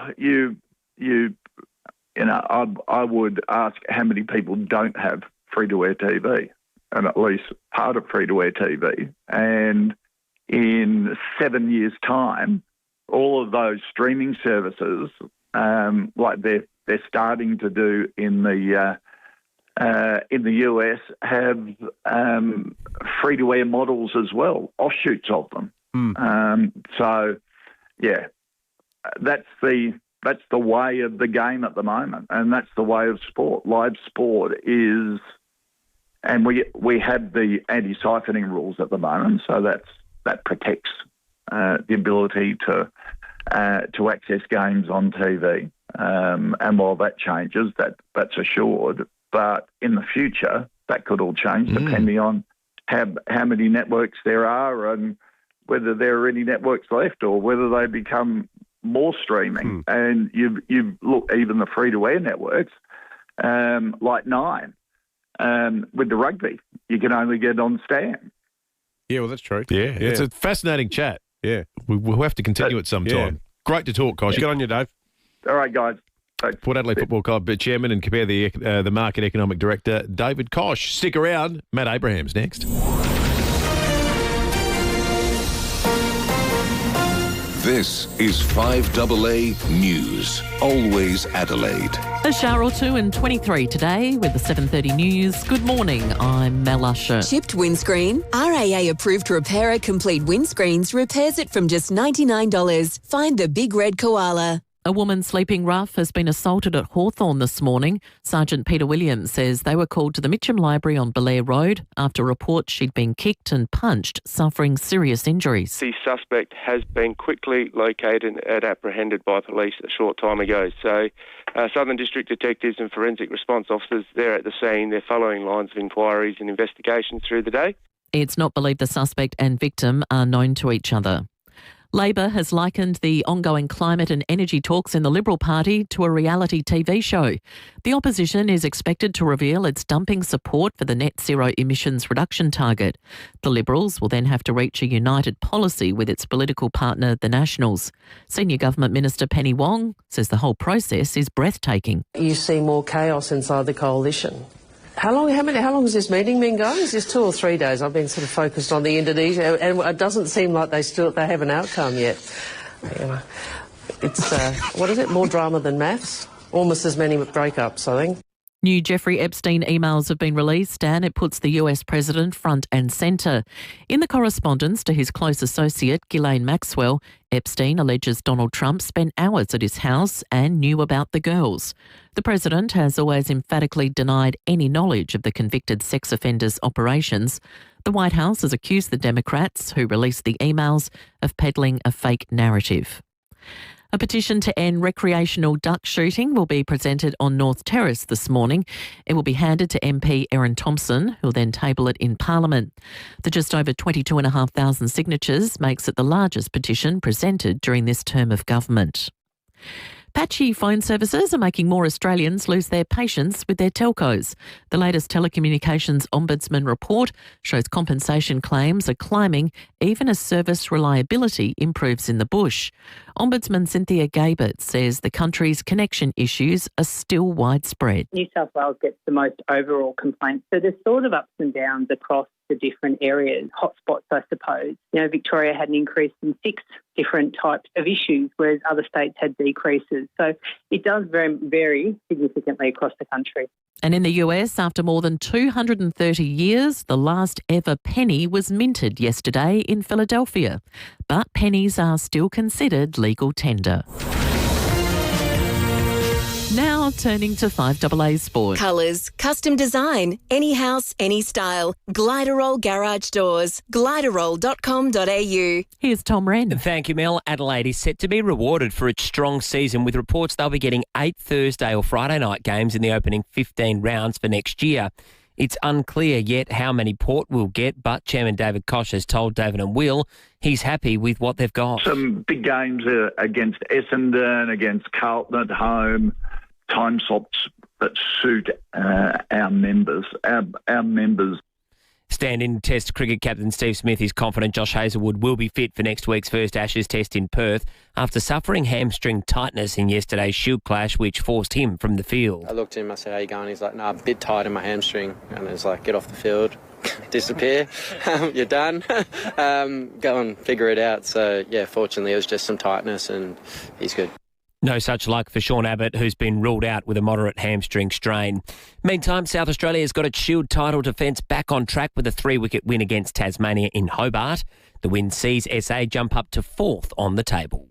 And that's the 5AA Sport. Now checking 5AA traffic. Lynn Andrews Real Estate. Experts in commercial and residential property management. lynnandrews.com.au. Morning there. Got a car fire to look out this morning at Elizabeth East Main North Road near Halsey Road. It's after an earlier collision causing really big delays through there. Also big delays with a breakdown at Wingfield this morning. This one's on the north-south motorway near Grange Junction. Road delays outbound. And St Peters, a burst water main to look out for. Payneham Road near Winchester Road. Getting busy South Road, Karata Park with the Camera Cavern Road, Dry Creek. The award-winning Nissan X-Trail range, now even better value with e-Power Hybrid for the price of petrol. Search Nissan offers today. T's and C's apply. Adelaide's most accurate traffic on 5AA. Now the 5AA weather. Get some support at home with ACH Group, because a little help can be a big help. A shower or two today, heading for a top of 23. A shower or two tomorrow with a storm clearing 27. Saturday, a shower or two 22, and Sunday showers 20. Right now, it's 17 degrees on 5AA, always Adelaide. Grab a special double data deal at Optus. Get a massive 100 gigs of data for just $40 per month when you sign up to a new Optus service in select postcodes. That's double data and a special price for the first 12 months. Plus, keep your number and enjoy the freedom of no lock-in contracts. Visit Optus and get double data today. Available until withdrawn. From month 13, plan fee increases to $55 per month or is otherwise notified. Data inclusion is 50 gigs. T's and C's apply. I'm high! The Excelsior Hotel has always felt like home. And for seniors, it's always been great value with 20% discount on selected bistro meals. Yep, 20% off. Feeding the whole family? Bring them all Saturday or Sunday for live acoustic music from 5 p.m. And kids eat free. Some conditions apply. The Excelsior Hotel feels like home, but better. You just know it's a Barreau Hotel. Here at 5AA, we're all about supporting local. Here's who you can support around Adelaide. Head to the Excelsior Hotel every Thursday and get $10 off steaks. The Excelsior Hotel, 110 Coghlan Street, Brompton. Feels like coming home, but better. Everyone's talking about Santa's Wonderland. Opens December 5th and it's on until December 24th. Adelaide Showground, santaswonderland.com.au. People tell us it's much easier, that it costs a lot less. People tell us we remove all the hassles and the water tastes better. More and more people are upgrading to FIVEAA, better tasting water, scheduled regular filter changes, much more affordable. It all adds up to less cost and better taste. FIVEAA, the purest water on tap. More and more people are upgrading. When will you? Less cost, better tasting water. FIVEAA, 133502. Welcome to the Labor Government Complaints Line. This is Taylor. Yeah, the hospital waiting lists are out of control. Please hold. I am going to need to place you in a queue. Sorry. Just let me check the current wait times for you. Okay. Here we are. Only 9 years. Oh, God. Oh. Hopefully it wasn't anything serious. Your future can't afford Labor. Authorised by AHIDE Liberal Party only. Kangaroo Island. It's best enjoyed getting up close to nature. Escaping with friends. Enjoying the serenity and celebrating milestones. Together. Unpretentious, unexpected, untamed. Experience Kangaroo Island unfiltered. Book your self-drive getaway now at sealink.com.au. There's surprisingly big offers at Hyundai, like the Tucson from $39,990 drive away. Visit your participating Hyundai dealer today. David Penberthy and Will Goodings, 5AA Breakfast.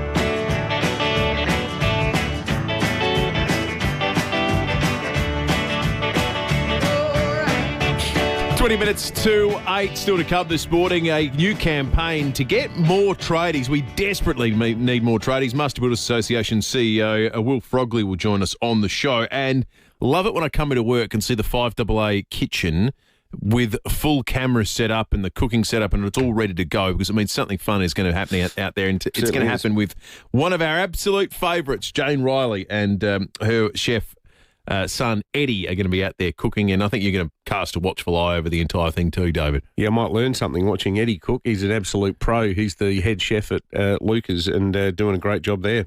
I was, I'm bugging. This is Democracy Manifest. They're eating the dogs. I tell you what, any boss who sacks anyone for not turning up today is a bum. Matt's. Matt Abraham in the 5AA Breakfast studio with us. Good morning to you, Matt. Good morning, Will. Good morning, David.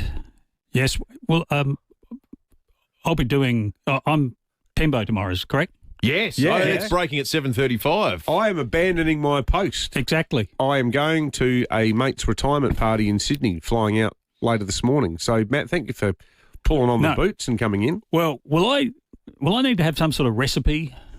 Like, yes. Because I was going to bring in one of my favourite cookbooks from the 70s, the National Microwave Cookbook, Panasonic National Microwave Cookbook, which has got some great dishes in it. Please do. And the Legos Cookbook.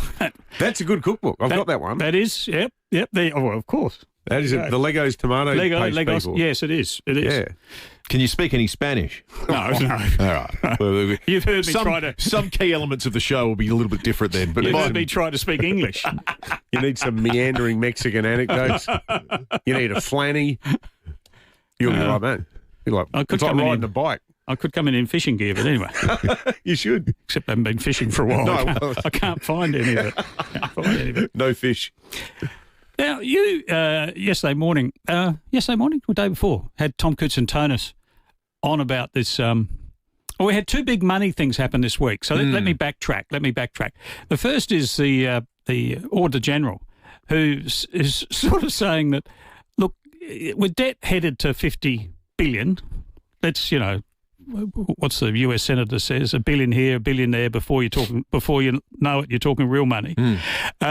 So let's round our state debt over the next 3 years, ending up at about $50 billion.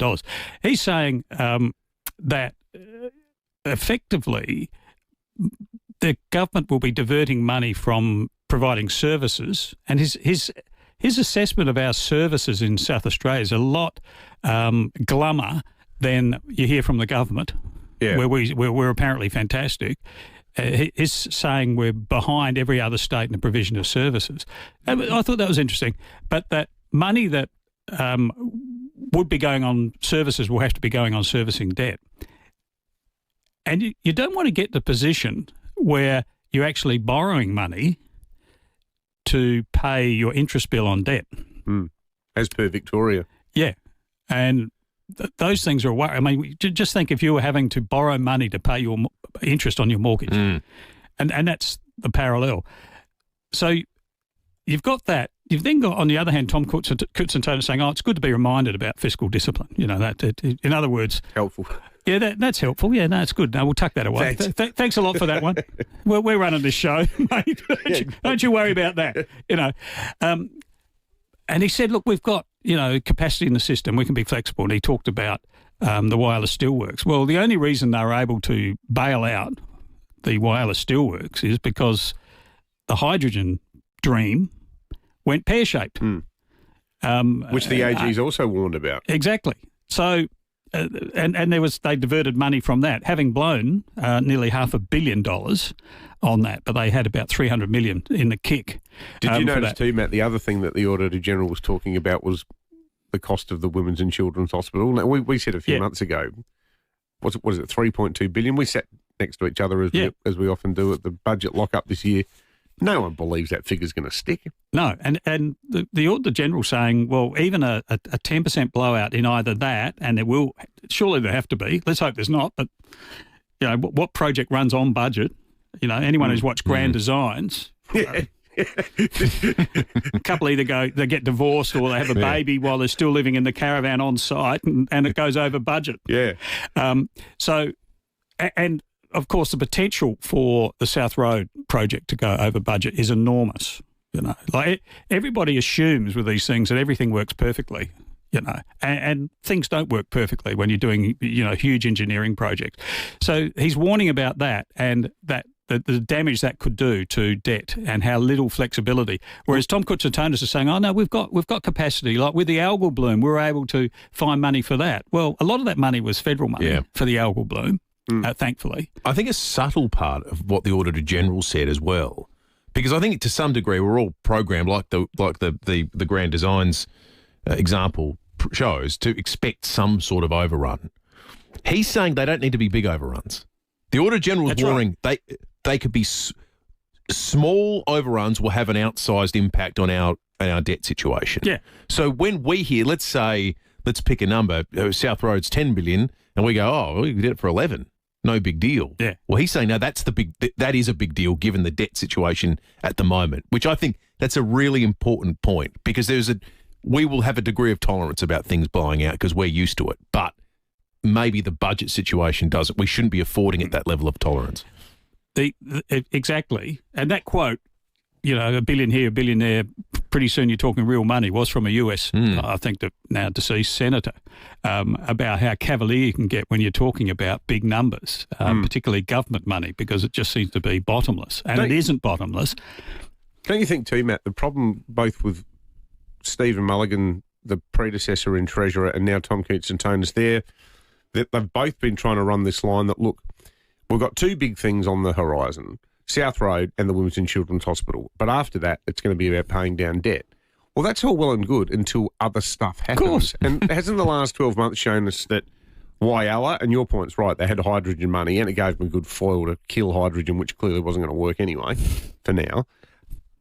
But so we had FIVEAA came out of the blue, the algal bloom came out of the blue, Bedford Industries came out of the blue. They're paying extra money at the moment looking over the road to the Pullman Hotel. They're doing deals like that to get oldies out of hospitals and into the Pullman because they're putting pressure on beds. all sorts of unforeseen stuff happens all the time in politics. It does. There was events, dear boy, events overtake you in politics.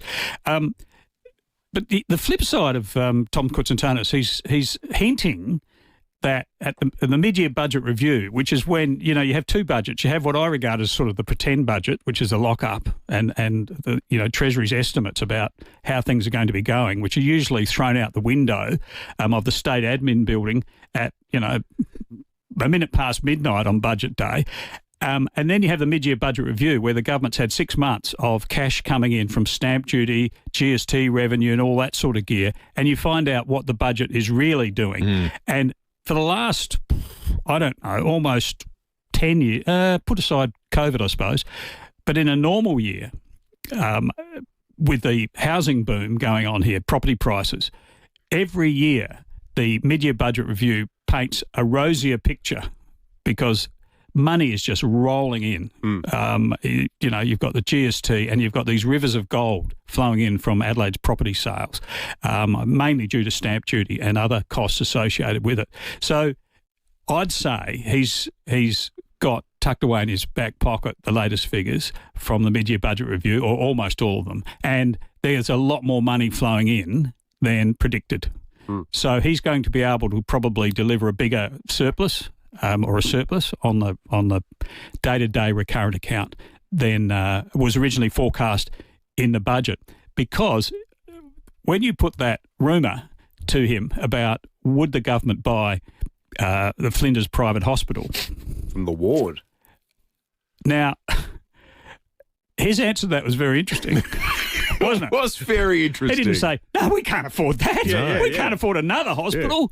His answer was, basically we'll wait and see if it comes on the market. And I'm thinking, okay. Yeah. Well, that's interesting. And it was a good rumour. It was a good rumour, and it wasn't killed by Tom Koutsantonis. And it makes me think that the government is looking at that. Because one of the characteristics of this government, which is a good thing but also a bad thing, is it tries to do things properly. So while it's preparing for the South Road really to start biting, the main sort of work to begin on South Road, it's doing a lot of other things, like cleaning up all these intersections because it knows there's going to be a lot of congestion. And so that's all costing money, like 100 million here, 40 million here. They're doing the up at Lower Mitcham, the crossing there, railway crossing, $3 million here, $3 million there.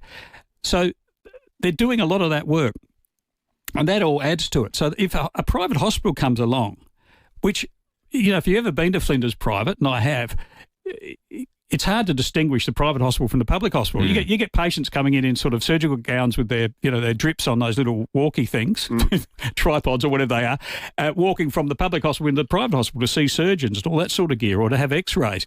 I mean, it would be a very sensible purchase by the state government, but again, it would be racking up, I imagine, the odd $1 billion, adding that onto debt. So what do? Do you increase your debt for maybe a golden opportunity to secure extra beds in a hospital that's cheek by jowl with your public hospital? Or do you say, no, we can't afford it? You mentioned the Victorian example, David, a moment ago. The Auditor General put together this handy cheat sheet of budgetary health, essentially. And one of the measures is non-financial public sector debt, which is basically government debt once you take out the profit-making, largely privatised elements of government, like SA Water and things like that. 186% for Victoria. We're second at 137%. Queensland, 128. New South Wales, 126. This is a great little shorthand argument for why the GST needs to be changed as well. Western Australia, 55%. If you look at if you look at interest expense, 9.4% Victoria, 8.4 Queensland, 8.3 here, 8 New South Wales, 2.7 in Western Australia. Yeah. So we're sort of upper middle of the pack by those measures, despite the fact that we're the only other state outside of Western Australia that's got a net operating balance surplus at the moment, even though it is razor thin. Let's have a quick break. We might check traffic. We'll come back with some more from Matt and we'll rate some spin shortly. And Elizabeth East, this morning a car collision and fire causing big delays inbound, Main North Road near Halsey Road. Also really big delays of the breakdown at Wingfield this morning.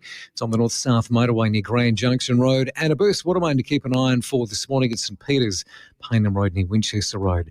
Busy South Road, Karata Park, slow Brighton Road, Glenelg East with a camera, grey Terrace at Rosewater. The Chemist Warehouse Christmas fragrance sale is on now. Spoil yourself or your loved ones this Christmas with big brand fragrances at the lowest prices. Shop Chemist Warehouse in-store or online today.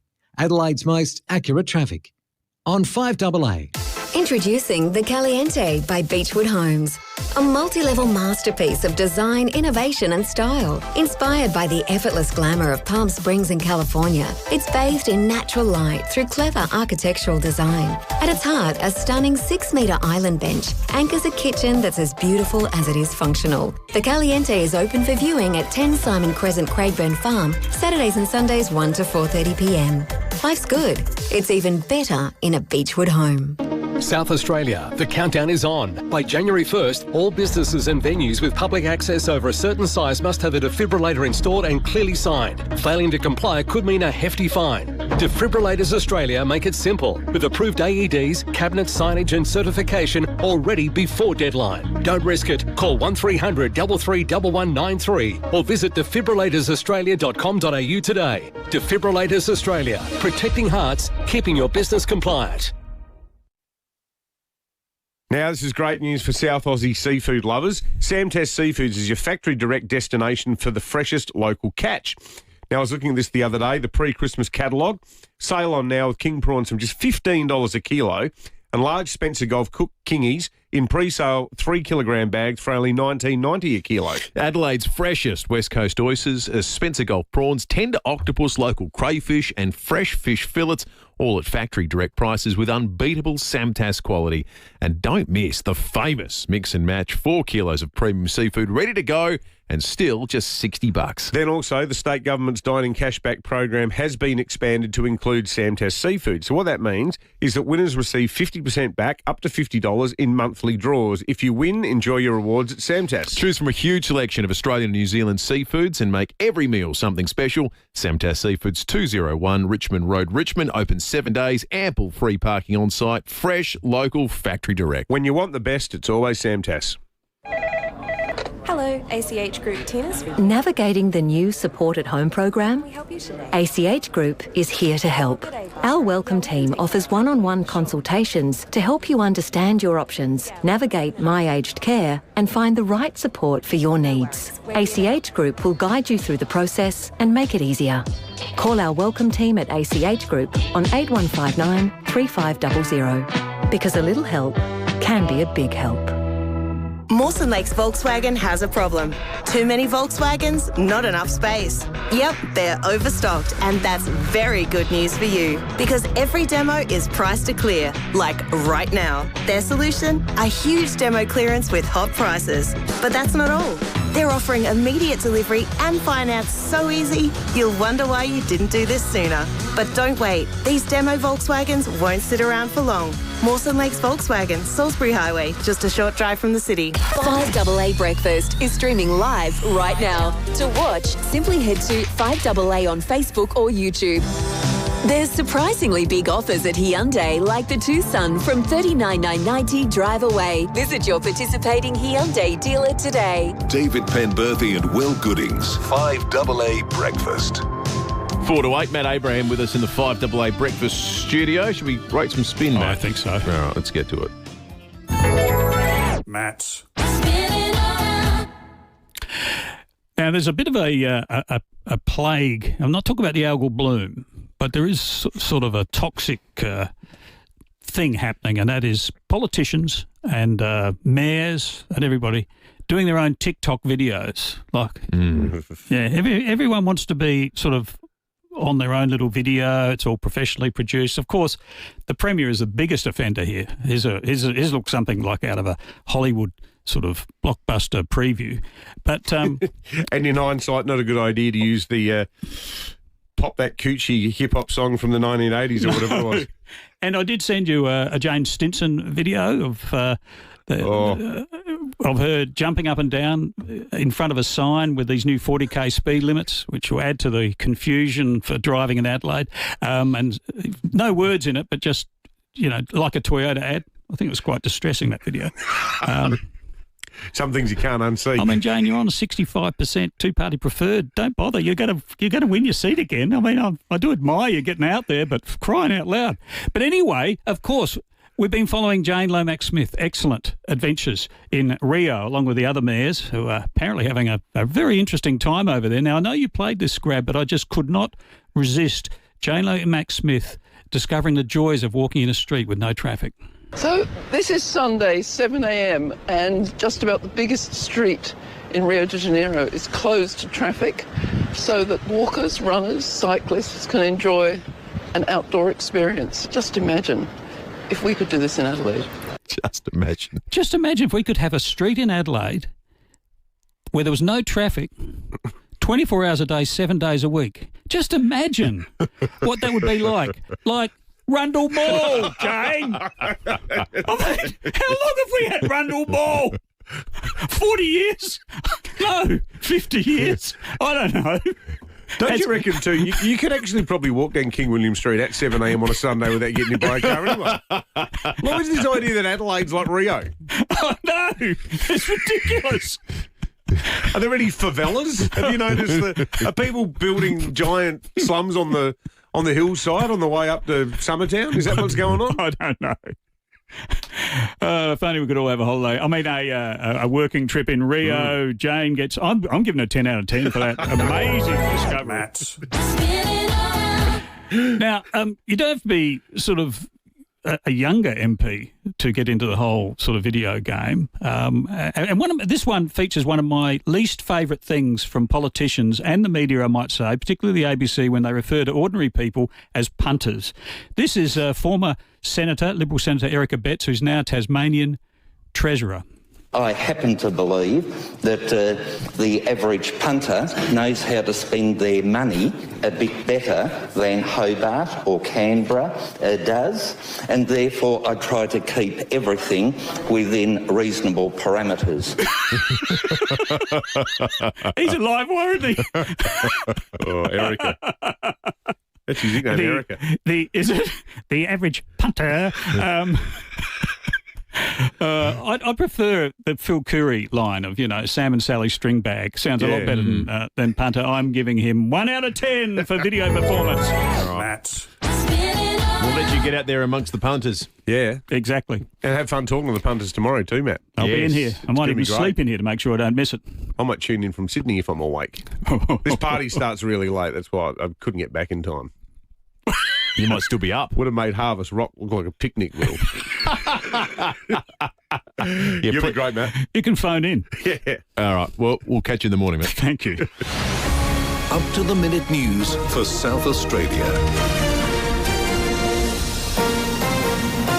This is 5AA News. Always Adelaide. A shower or two and 23 today with the 8 o'clock news. Good morning, I'm Mel Usher. Make RAA-approved windscreen repairer, Complete Windscreens, your insurer repairer of choice. Visit completewindscreens.com.au. 2 men are in hospital after a fight at Christie Downs. Sergeant Peter Williams says they were called to Astrid Court around 2 a.m. Police arrived and they found 2 men with injuries after being involved in a fight. A 36-year-old man sustained a laceration to his head and arm, and a 30-year-old man sustained a broken arm. So no one really won that fight. Both were taken to hospital for treatment and their injuries are not considered life-threatening. Investigations are continuing, but the incident is not random.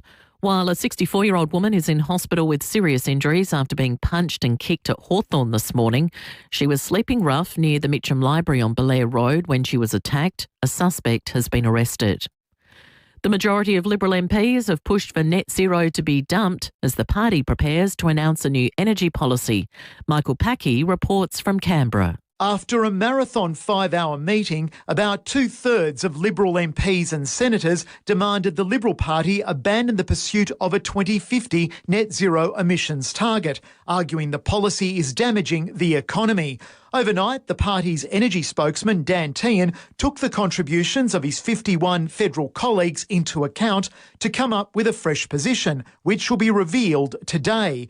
It appears net zero will be scrapped almost 5 years after supporting the policy, but the Liberals will still be committed to reducing emissions as long as power prices also come down. Australia has signed an historic defence pact with Indonesia. The agreement spells out the rules of engagement in the event of conflict.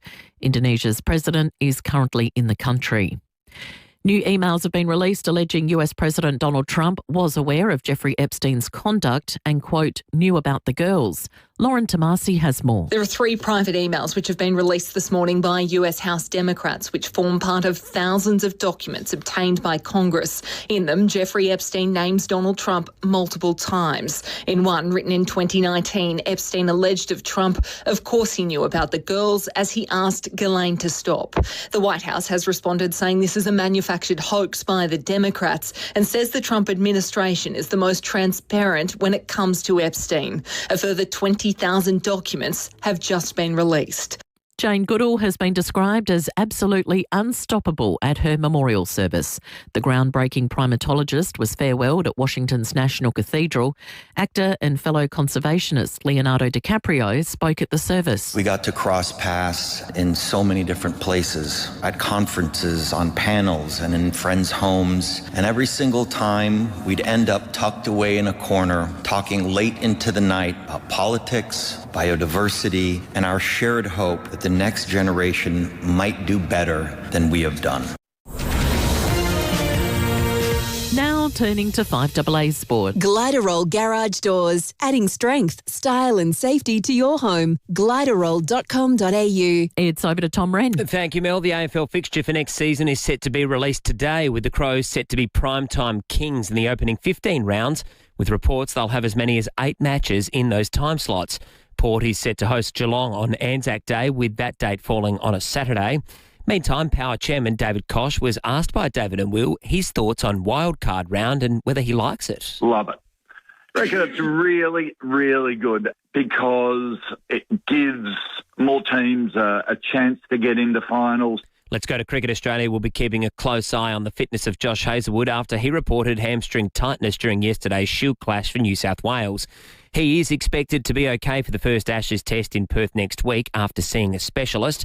South Aussie quick Brendan Doggett will be on standby following another impressive outing for SA. He took 6 wickets in the win against Tasmania in Hobart. State teammate Ben Menenti says Doggett will be ready if called upon. He's ready to go. I'd love to see him get a crack this summer. If he does, all of us will be behind him and we know he'll do really well.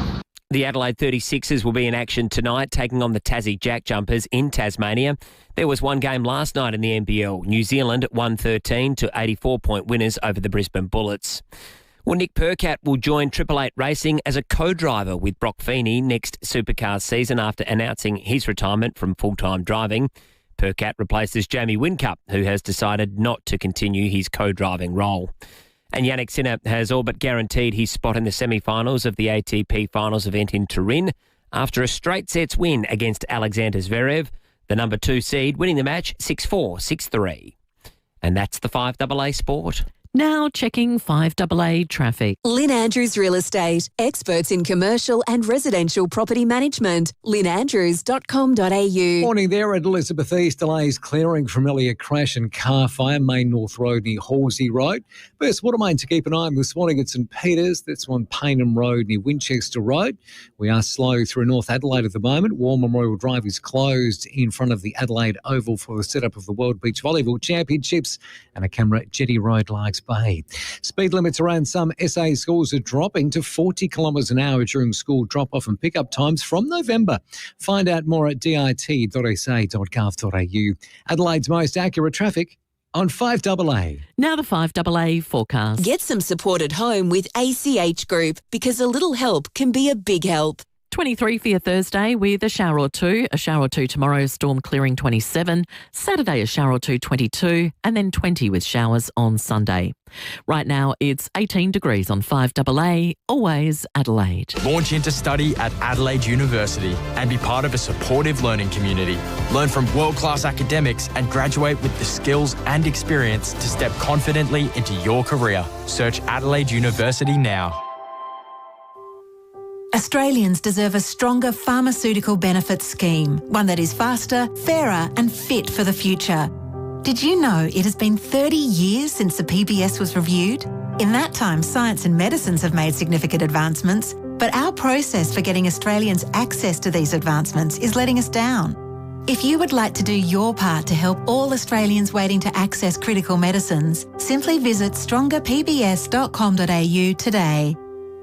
Living on a big block in an older home that's seen better days, or maybe you've just picked up a fixer-upper on a generous slice of land, Metro Homes SA, Adelaide's custom design builder, has a clever solution. Do they ever? They'll knock down the old place, build 2 brand new homes on the block. You sell one, move where you want, and keep the other as an investment. It's downsizing and building your future all in one smart move. And the best part, Metro takes care of the whole lot. Design, planning, council approvals, the works. They make it easy because they've done it all before. So if you're ready to unlock the potential in your property without the stress, go Metro. Visit metrohomesa.com.au. Have you been injured in a car accident? You might be entitled to compensation, and Anderson's solicitors can help you find out. Compensation can cover things like medical costs, pain and suffering, lost income, even help around the home and garden. Don't rush to accept an insurer's settlement without first getting the right advice, or you could be missing out. And with Anderson's, your first interview is free, so you've got nothing to lose. Anderson's Solicitors. Help when you need it. In Adelaide and across South Australia, this is 5AA, always Adelaide. Then I saw her face. There's surprisingly big offers at Hyundai, like the Tucson from $39,990 drive away. Visit your participating Hyundai dealer today. David Penberthy and Will Goodings, 5AA Breakfast. I'm a believer, I couldn't leave her. 9 minutes after 8, you've heard the Premier say it repeatedly. We need more tradies in South Australia, especially with the nuclear submarine build coming online and hoovering up a lot of people in the trades. Especially in construction too, Especially with all the construction. houses we need. If you're a tradie listening, call in and make the case for why being a tradie's great. 8223 0000. What do you do? How long have you done it for? Why do you love it? We're going to be chatting with Will Frogley from the Master Builders Association very shortly to talk about this really exciting and interesting new concept of trying to get more tradies into the job. But we'd love to hear from some active, or maybe recently retired tradies. Maybe you did it your whole life and you want to talk about why it was so great. But we'd love to hear from you. And then if you like your cooking and you love Jane Riley, well, then you are in the centre of the Venn diagram that 8:30 was built for this morning, because Jane Riley will be in the kitchen here at 5AA with her son Eddie to talk about a return to TV and in the process cook up something absolutely delicious. So that's coming up after 8:30. Make sure wherever you are, whatever you're doing, you have a device that's able to get on Facebook or YouTube, because that will be terrific to watch as well as listen to. Well, of all the many hospitality businesses along Jetty Road, Glenelg, none is more iconic than the majestic Stamford Grand. It's a hotel that we all know over the years. I've been to wedding receptions there. I've covered conferences there. I've stayed there. It is a wonderful, wonderful hotel. Well, it is absolutely smack bang in the maelstrom of the chaos that is continuing as the Jetty Road upgrade goes ahead. Now, this is really significant because the council's trying to say, oh, well, look, you've got to break a few eggs to make some omelettes. Well, the Stamford Grand, and this is rare for a hotel, I think, of one of these major hotels, the Stamford has gone public with its concerns about the manner in which this project is being handled. Now, we received a letter yesterday written by Brad Johansson, who's the hotel manager, saying that the Stamford has always supported the council's long-term vision for Glenelg. But then it says, but the accelerated timeline of the project, the lack of meaningful consultation and the absence of mitigation measures have left us exposed to sustained losses. We have Andrew Donadell on the line now. He is the Vice President of Operations at Grand Hotels, based at the Stamford. Andrew, good morning, and thank you for your time. Good morning. Thank you very much. Not at all. So the Stamford has politely approached the council asking whether it would be possible to get any type of rate abatement while all of this work is underway. My understanding is first the council didn't even bother to reply, and now they've got back to you saying, no, you won't be getting any assistance. That's correct. We reached out to them on a number of occasions. We got no reply to that, and it was only when media contacted them to inform them we'd spoken to them as well that the council got in touch with us. And it's not just us. There's other key local community members from the Glenelg Jetty Road area who'd also contacted the council, and they'd also received no reply. That is extraordinary. I mean, we're not talking about thousands of businesses. We're talking about the specific, uniquely affected businesses like yours, and they didn't even bother to write back to you. That's right. We weren't consulted at any point along the journey. Can I just read some of what you've been through? Prolonged road closures, construction barricades, noise, dust. Then it says all of this has led to widespread cancellations, reduced walk-in patronage, impeded access for guests and suppliers. And then it says this, these disruptions have placed considerable strain on the hotel's financial viability and jeopardised employment for its staff. Is it actually that bad where it's become a sort of close-run thing in terms of the ongoing viability of the hotel? Yeah, definitely. We've seen massive drops in revenue. We've had to close food and beverage outlets.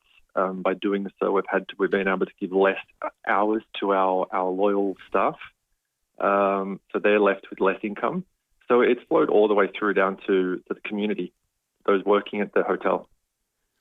Do you get the sense that the council doesn't have any understanding of what it's like for a private sector business like yours? Because your hotel, I mean, I was there covering a conference a few years ago. There were hundreds of people there in summertime. They're spilling out that bar at the front. Like, it should be the sort of beacon for the Bay.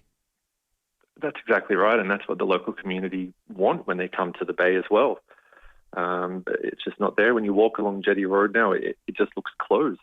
Everything's barricaded off, plywood footpaths, roads closed. At a certain point in time when you couldn't even get into the hotel, we had to ask the workers to let our guests through so they could just access the hotel. What summer look like for you, do you think, Andrew? Bleak. We're obviously we're trying to hold on and we're trying to remain optimistic about the summer, and we're trying to do the best we can, but we understand what we've seen up until now is going to continue. The same declines are going to flow into summer as well. Andrew, good on you for speaking out. It's just an appalling situation, and the fact that this damn council is not even bothering to write back to businesses like yours, they should hang their heads in shame. Andrew Donadell, the Vice President of Operations at Grand Hotels at the Stamford. That's an extraordinary story. I find that beyond belief.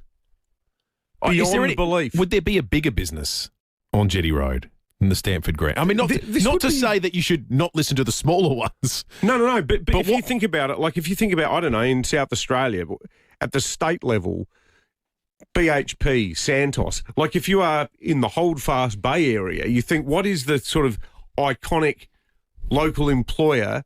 It's the Stamp, and like, how rare to get a hotel chain like that to say anything about anything. I was going to say, they don't, so how desperate is it for them to make public comment about this?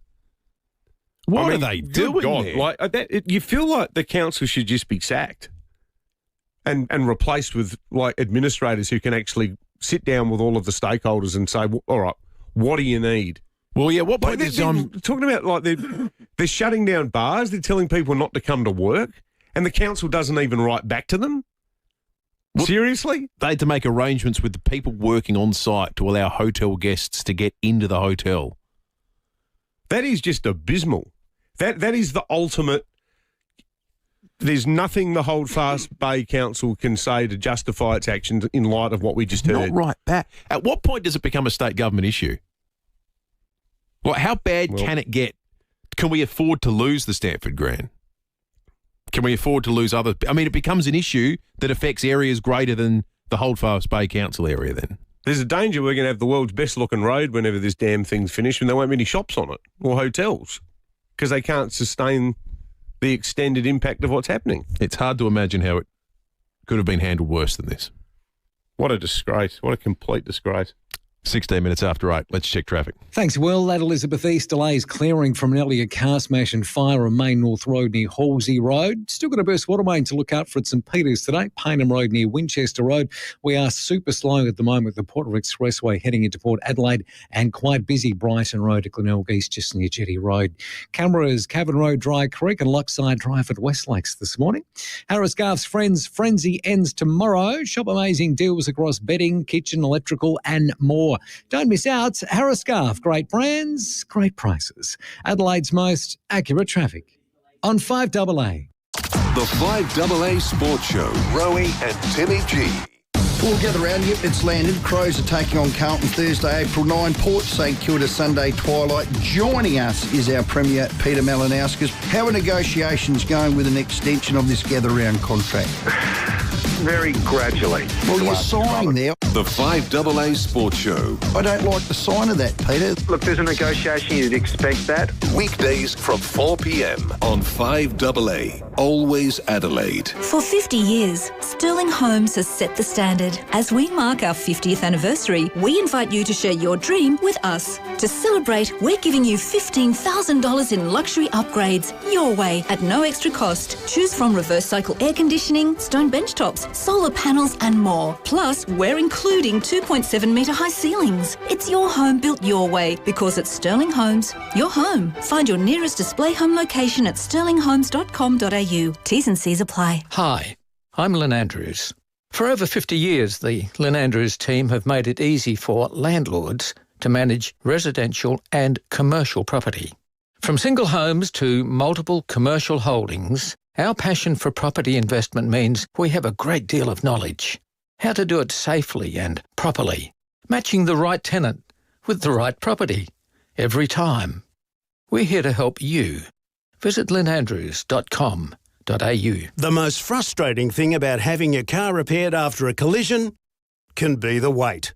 Sometimes months. At Premier Panel Services, the wait is one thing you won't have to worry about. We've expanded our workshop and our highly skilled team. It means we're better equipped to deliver an outstanding outcome for you and your car. RAA and MTA approved, Premier Panel Services work with most insurance companies. So ask for Premier Panel Services and get back on the road sooner. Some milk on our shelves travels further than you do on holiday. Not milk from Flurio Milk Company. Our milk is proudly homegrown, home bottled and delivered straight from the rolling paddocks of South Australia's Flurio Peninsula. Freshness isn't a buzzword for us. We live and breathe it 24 hours a day. When you buy from Flurio Milk Company, you're supporting our incredible farming families and doing SA proud. Look for Flurio Milk Company in your supermarket. Would you like to enjoy a meal without having to worry about heartburn, bloating and other uncomfortable indigestion symptoms? Caruso's Indigestion Ease Probiotic to the rescue. Caruso's Indigestion Ease Probiotic relieves and helps reduce the occurrence of indigestion symptoms. It also relieves heartburn and supports digestive system health. So if you're fed up with indigestion and heartburn, try Caruso's new Indigestion Ease Probiotic today. Comes with money-back guarantee, now available at leading pharmacies and health stores. Always read the label and follow the directions for use. Rosanna Mangiarelli here from 7 News. Join me and Will Goodings for Adelaide's leading news hour, 7 News, tonight at 6 o'clock. There's surprisingly big offers at Hyundai, like the Tucson from $39,990 drive away. Visit your participating Hyundai dealer today. David Penberthy and Will Goodings, 5AA Breakfast. 20 minutes after 8, we've had an extraordinary amount of feedback to what was an extraordinary breaking at 8 this morning with a spokesperson from the Stanford Grand at Glenelg, talking about the frustration they've had being unable to open parts of their business, and even more galling, as one of our texters put it, unable to get a response out of the Holdfast Bay Council when they've written to them as arguably the largest business down there to try and get a sense of what in the hell's going on. No response. That'd be the like texts are amazing. That'd be like the Whyalla Steelworks contacting Peter Malinauskas and saying, look, we might go out of business within the next couple of months, and Mally saying to the Whyalla Steelworks, well, tell someone who cares. Or just not telling him anything. Well, yeah, not even replying. Like, what are they doing with their time? It's unbelievable. It's just beyond comprehension. It's just staggering. Anyway. The texts continue to come in, and let's just say, overwhelmingly, people are just saying the state government needs to step in. Yeah, This council has lost control of this, and they've certainly lost the faith of ratepayers to fix it or just navigate this space. That's what most of the texts are sort of suggesting. Someone needs to move in. Yeah. Because they've stuffed it up. Get some actual professionals to run it. Yep. Yeah. Hey, this next story is absolutely terrific. And it's a clever thing because it involves two disparate organisations that have come together in a really clever way. The Master Builders Association and the Adelaide Football League, grassroots footy, uniting to address the question of how do we get more tradies in Adelaide, particularly in the building and construction industry, where we're going to need an extra 10,000 tradies within a couple of years to meet projected demand.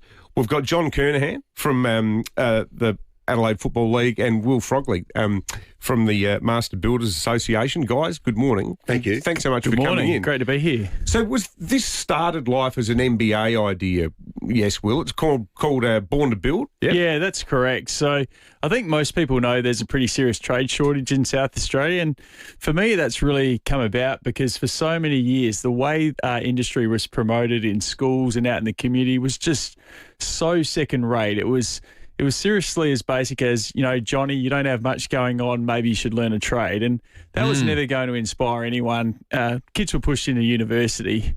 And a while back, Master Builders, we just thought, stuff that. We're going to make a career in building construction aspirational. And pretty much every well-known construction business in South Australia is a Master Builders member and someone who started out on site as an apprentice. You're talking about people like Scott Salisbury, Jade Sheedy, Ken Hall, Dino Pietrobon. And we really wanted to showcase their stories and make people think, you know what, I want to be like this person, building luxury homes, driving a cool car, having a great boat to go fishing in. All these types of things, so much better to promote the industry, and it's having a really good impact out there. So this year alone, we've placed more than 180 South Australians into an apprenticeship through the Born to Build program, and we're partnering with great organisations like the Adelaide Footy League. I mean, there's a saying I like, you've got to hunt where the ducks are. Yeah. And if you want good trades, probably the best place you can find them in the whole state is in the Adelaide Footy League. Young, fit blokes. Yeah, and women too these days. Well, yeah, fit, motivated, like being part of a team, resilient, a lot of qualities that are in fairly short supply these days, and Pembo. The remuneration argument's a compelling one, I think, certainly just anecdotally compared to bachelor's degrees and others where you get left saddled with a debt and, you don't necessarily make the sort of money you're going to make as a tradie these days. But that's obviously just part of the career choice decision you make. You said at the start we've got a shortage. Do you have numbers? Yeah, we predict that we'll need an extra 10,000 tradies in South Australia within 2 years just to meet projected demand. How many would we have in South Australia right now? In the industry, there's about 93,000 South Australians working in the whole industry right across. Trades make up a pretty considerable margin of that. So we need another 10,000. We need an extra 10,000 within 2 years to meet projected demand. You look at the projects that are coming up, the Torrance at Arlington, the Women's and Children's Hospital, all the housing work that's going on.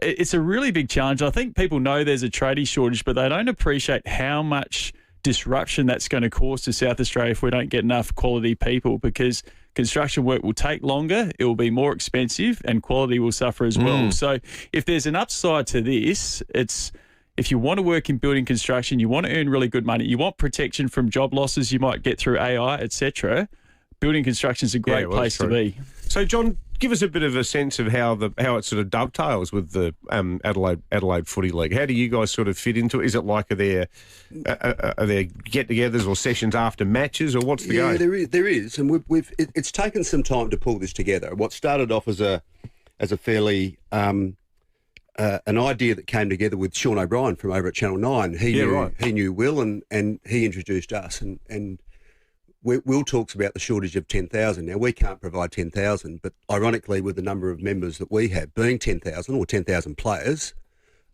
in men and women, or the women rounded out to about 12,000, we were introduced, and at the very least, even if our only motivation at the time was to add value to our members, being our clubs, one thing that's evolved from us that's really allowed us to have, or to coin an old saying, to allow us to sleep at night, is the amount of people, parents especially, that come to us after their son or daughter is all of a sudden one of two things: has a career or as importantly for some mothers and fathers, they know where their son is for the next 4 years. He's locked away in a job.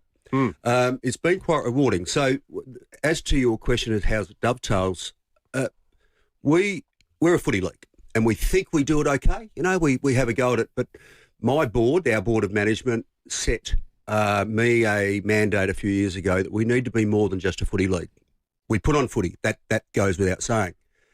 But to go back to an old school way of networking and caring for our member base, we have a catch cry at the bottom of our email signature that says strengthening community through footy. Now, that's a fairly broad description. But one of those, we think, now is what more noble or humbling experience could it be that we offer an opportunity for a young guy or young girl to enter a trade. And it's not a trade anymore, it's a career. It's not just on the tools, there's extensions. One thing that it's been a tremendous learning experience for us as well. It's not just being on the tools. People that finish their apprenticeships go on to sales type roles and management type roles, or all of a sudden realise they want to extend their learning a little bit further to project management. And the mere fact is, at the risk of preying on Will's issue, which is a shortage, we're doing well out of it. Our clubs and our members are doing well out of it now, and we're even getting people that are ringing the office saying, how do we jump on board with this, Master Builders?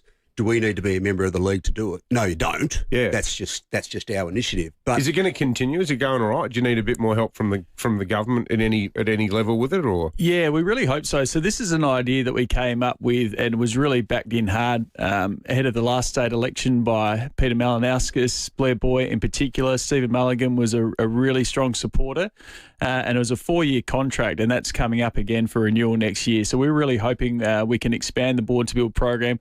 I think it's a national leader in terms of the way we promote the industry. We showcase how much you can earn. We provide pathways into opportunities with all the best employers. We do presentations, mentorship. It's really an end-to-end program that's delivering great results and something we're really proud of. It's a great concept, and I love the partnership with the Footy League too, because you mentioned 10,000 members, John, but the cultural impact of amateur league football is so much greater. You might have 4 senior teams, but it's bigger than 72 blokes or women. There's hundreds of people attached to that and families. I mean, the cultural footprint's probably 10 times the figure of the number of registered people. So you're getting the message into so many places. We have this stereotype that primarily it is, let's be fair, that it's about young people coming out of school. And particularly, we're coming the end of school year now. I mean, we expect our phones to light up within the course of the next 2 or 3 weeks as Year 12s finish school and they're looking to see what the next pathway is. But we've heard, albeit small, but it still adds to the story of professional types that have gotten to that 30 years of age type, wondering what they're doing. And all of a sudden thinking, I'm going to jump on this and I'll use my life experience that I've established in the last 10 years to go in another direction and move from there. So it's unending. It has no end to it. Well, it's a great idea, very clever idea, I reckon, and hopefully it's something that can continue to you, Will and John, as well. Thanks so much for coming in today. It's been great catching up with you both. Thanks Appreciate it. Thanks a lot. Good on you. 5AA Breakfast is streaming live right now. To watch, simply head to 5AA on Facebook or YouTube.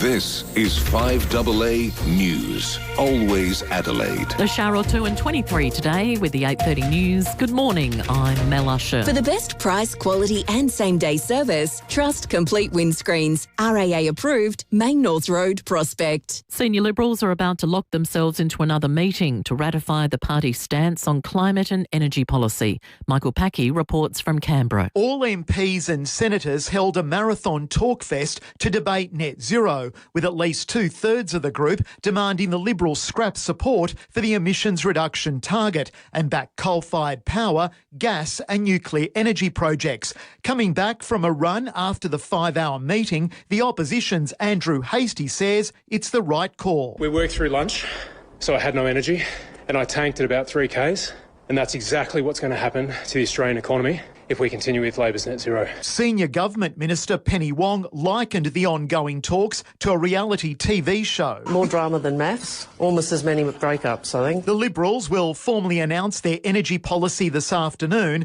after a meeting of senior colleagues. A homeless woman has been seriously assaulted at Hawthorn this morning. She was sleeping rough near the Mitcham Library on Belair Road when she was kicked and punched in the head and body. The 64-year-old is in hospital with serious injuries. A suspect is in custody. It's not believed they knew each other. A man will face court today charged over a number of break-ins in the southern suburbs. 4 businesses at Malvern, Door Park and Kernelite Gardens were recently broken into and cash tills targeted. A 49-year-old man from Salisbury North has been arrested and charged with 4 counts of serious criminal trespass and theft. More Australians are demanding compensation from their telcos for phone and internet failures. The Telecommunications Industry Ombudsman's latest report shows claims for stress and inconvenience rose 17% in the past quarter. Ombudsman Cynthia Gabert says customers are sending a clear message to service providers. People just having had enough, really annoyed and frustrated that they have tried to get their complaints resolved, and it covers things like outages, but it's also faults and delays in getting connections and things like that. JFK's grandson will run for a US House seat in New York next year. 32-year-old Jack Schlossberg is the son of Caroline. AC/DC's national tour kicked off in Melbourne last night. It's their first show in Australia in a decade.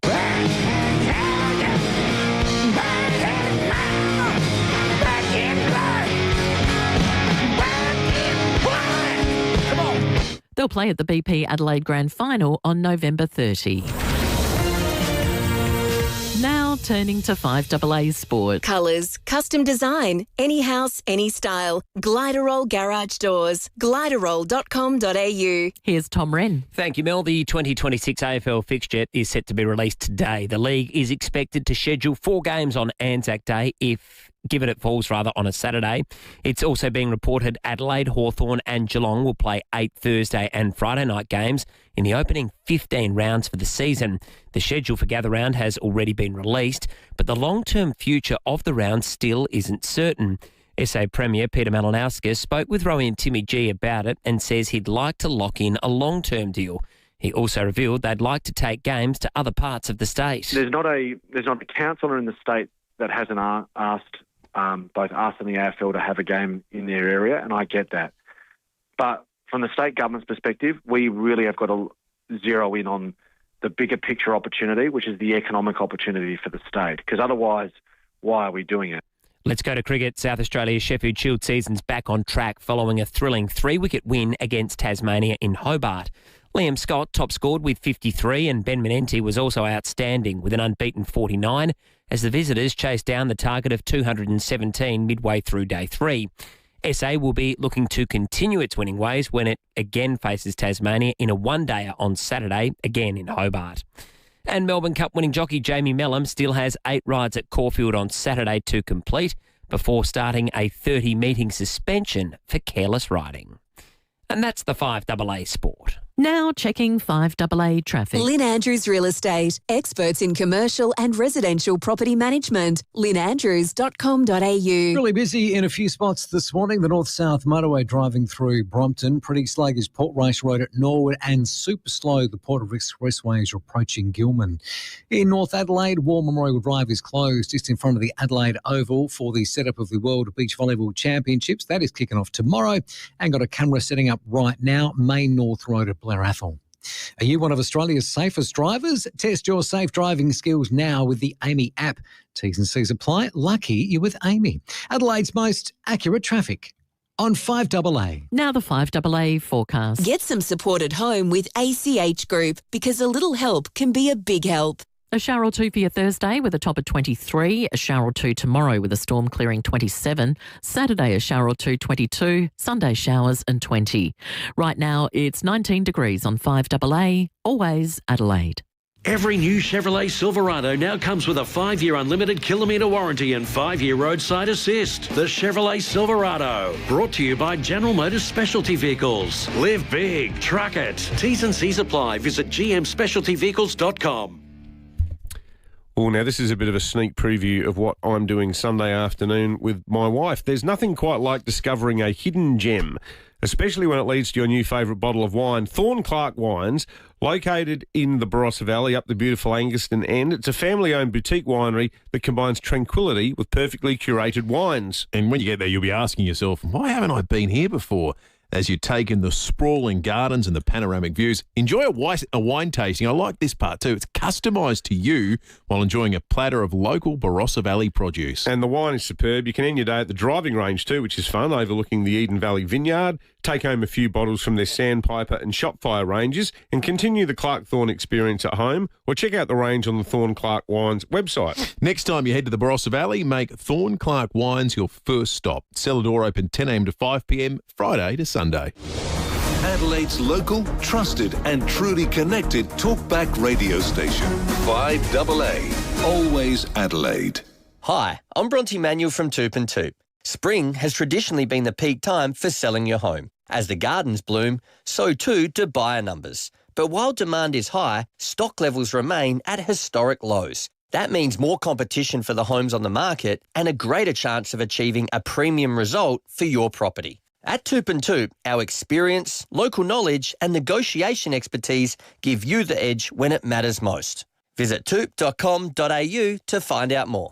Does your family speak car? Then don't miss the Fuchs Adelaide Auto Expo. Feast your eyes on Australia's best hot rods and street machines. There's heaps of traders, 3 different car cruisers, and you can win a car. Yes, an actual real life-size car. The Adelaide Auto Expo. Tomorrow night from 5 p.m. and Saturday from 10 a.m. Kids under 13 free, plus they receive a free Hot Wheels car. AdelaideAutoExpo.com.au. Interested in joining the quest for better pain relief treatments? At CMAX Clinical Research, that's a possibility. CMAX is conducting a trial for a new potential acute pain treatment and needs your help. If you're aged 18 to 65 and generally healthy, you could be eligible to participate. Experience a 5-night stay at CMAX in Adelaide CBD, attend one follow-up visit and get paid for your time.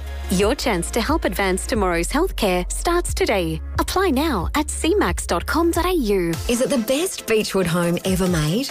Possibly, but there's always more to come from Beechwood. Introducing the Caliente, now open for viewing. The Caliente is a multi-level masterpiece of design, innovation and style. Taking inspiration from Palm Springs in California, it's definitely a conversation starter. The team at Beechwood can't wait for you to see it at 10 Simon Crescent, Craigburn Farm. Open Saturdays and Sundays, 1 to 4:30 p.m. Life's good. It's even better in a Beechwood home.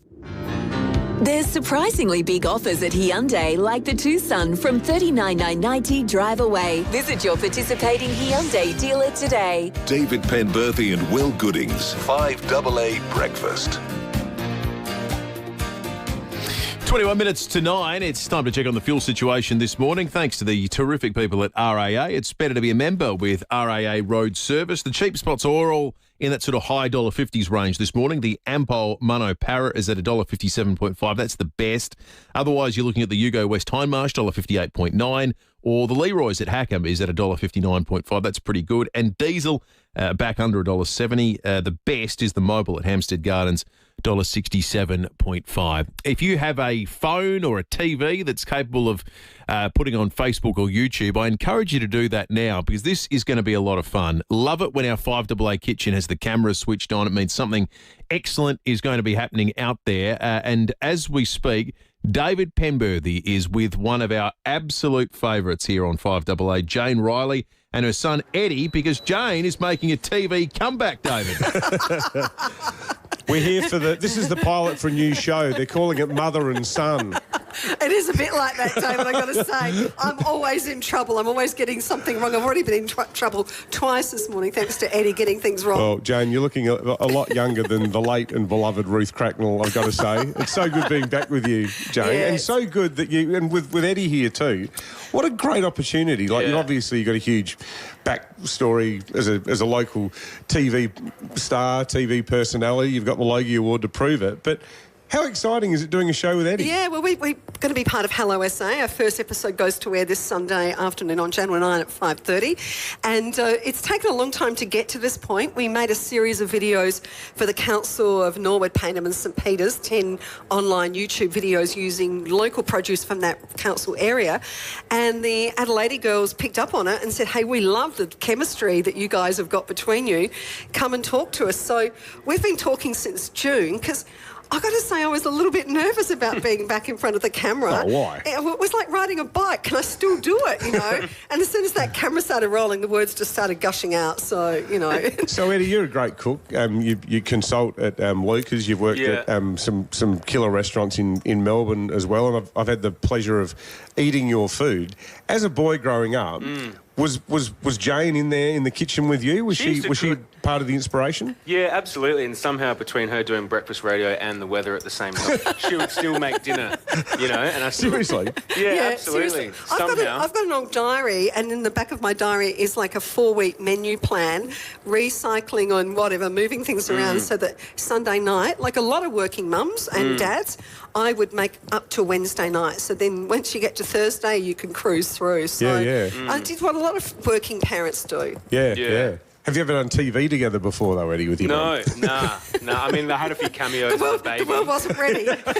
Yeah, you would have been there on the cover of TV Guide, like 1983 or something. In a pram. There's one in a pram where I'm having a sook about something, you know, but never actually doing anything constructive, no. It's super exciting. But what we love about working together is that we've got this unique chemistry, is that we both actually know where each other are in the kitchen. We don't bump in. Yeah. And I'm constantly being reminded that I don't know very much about cooking. So is it almost like a sort of cook and the chef type scenario? Yes, exactly. I mean, I think once we get going, it's just like we're just cooking at home together, and we're not scripting it, and we're just sort of doing it. And you know, the girls at Hello SA will sort of say, "Oh, can you just do that again?"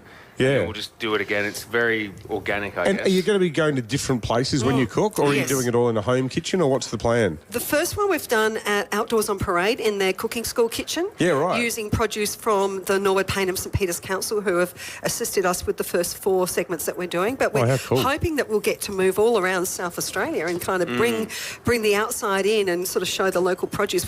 Eddie especially is absolutely passionate about what we call slow food, which is a worldwide movement about not cooking slowly, but reducing the carbon miles and kind of bringing the food that you're eating closer to where you purchase it. Yeah, which often also from a taste perspective means it's 10 times better as well. So. And eating seasonal too. Now, Jane, I had the great pleasure of working with you for many years. Now, I know you love a good... Did you call that a pleasure? I called it a... I called it a pleasure. Myself. Do I need to start cooking? I was going to say, Jane loves a good double entendre.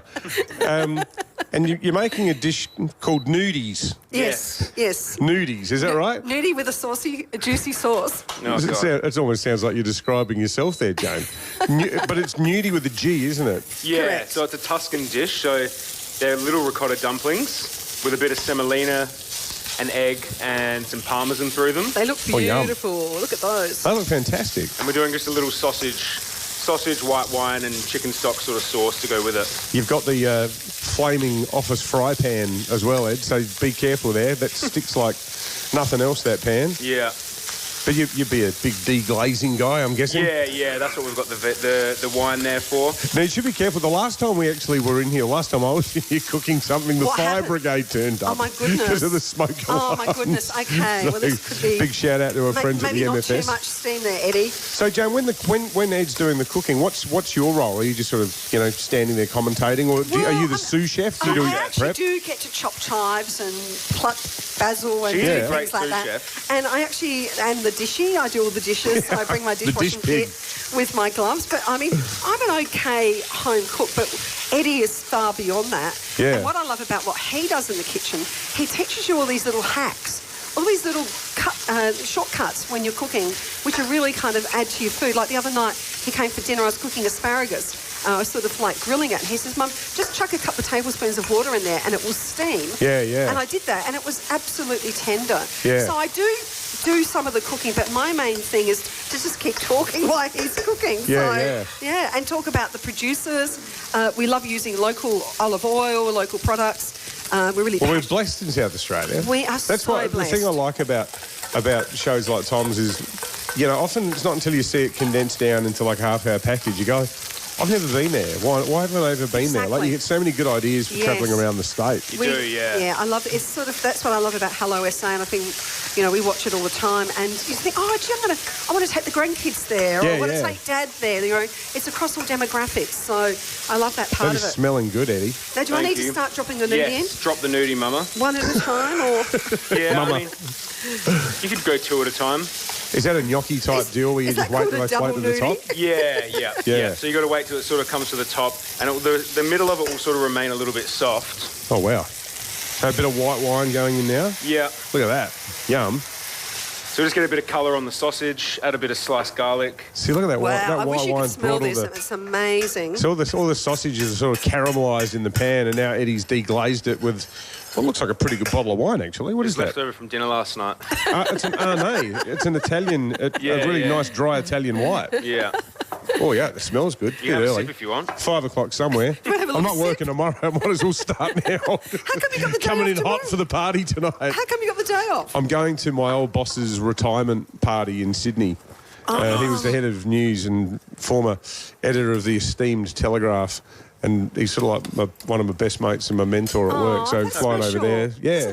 I wasn't going to go. And Will kindly said, look, mate, you know, these things come along, and because we never, you know what it's like, Jane, you never, ever, ever, ever take days off in radio. Absolutely. And you know, when you get to be as old as I am now, because I've just turned 70, you actually realise that those opportunities that we sometimes say no to, we should be saying yes. Yeah, totally. Because, you know, do you know what? They're not going to miss you tomorrow. That's fine. Well, I mean, you know, the show will probably be better. It's going to be Will and Nat. You know, Abraham needs to beat us in the ratings, so, you know. At least they know what time they're going to start. We'll start at 6 o'clock. Oh, now, look, that sauce is coming together so beautifully. Yeah, so we'll reduce the wine until it's probably 60-70% gone. And then we've got a bit of chicken jus here, which you could just use chicken stock, but this is just going to make it a bit faster for us. And then a bit of butter. That is fantastic. So it'll be pretty rich. It'll be a good breakfast if you haven't had any. Yeah. Oh, that is wild. And, like, isn't it just such a good example, too, of, like, basic things in the kitchen? Absolutely. That would cost absolutely nothing to make. A couple of good pork snags, squeeze the casings out, heat it up. That was my job. I got to do that. Yeah, right. Yeah, you found something for me to Get do. your hands dirty. A little bit of ricotta, some semolina, and then just garlic, white wine. Was it Anthony Bourdain? Someone said, what's the difference between restaurant food and home food? And he said 2 things, butter and salt. Yeah, pretty much. yeah. We've got all that there. Why does it taste so good? It's got heaps of butter, it's got heaps of salt. We've shorted. No ticks from the Heart Foundation. Uh-oh. Oh, no, the power's gone out. Power's gone. Maybe the fireys are on their way. Uh-oh. How are we going back there, Will? Sounds like we need to pay the power bill. That sounds like the problem. Something bad has happened. Is that what he said? I think the power might have gone out, Will. Oh, okay. Well, that's not great. Well, if there's one person who can fix it, it's Eddie. And we'll leave you guys to make the best of a difficult situation out there all of a sudden. Show's going to be great. Jane's just the best, and Eddie's a legend. Great food. They'll be very funny. That's terrific. David, I think we've lost him for the morning too. There's a kitchen with a camera and food cooking. There's zero chance David comes back. Paddy's going to have to go out and retrieve him with a giant hook, I imagine. We'll check traffic and we'll see if that's successful and be back with more in just a moment.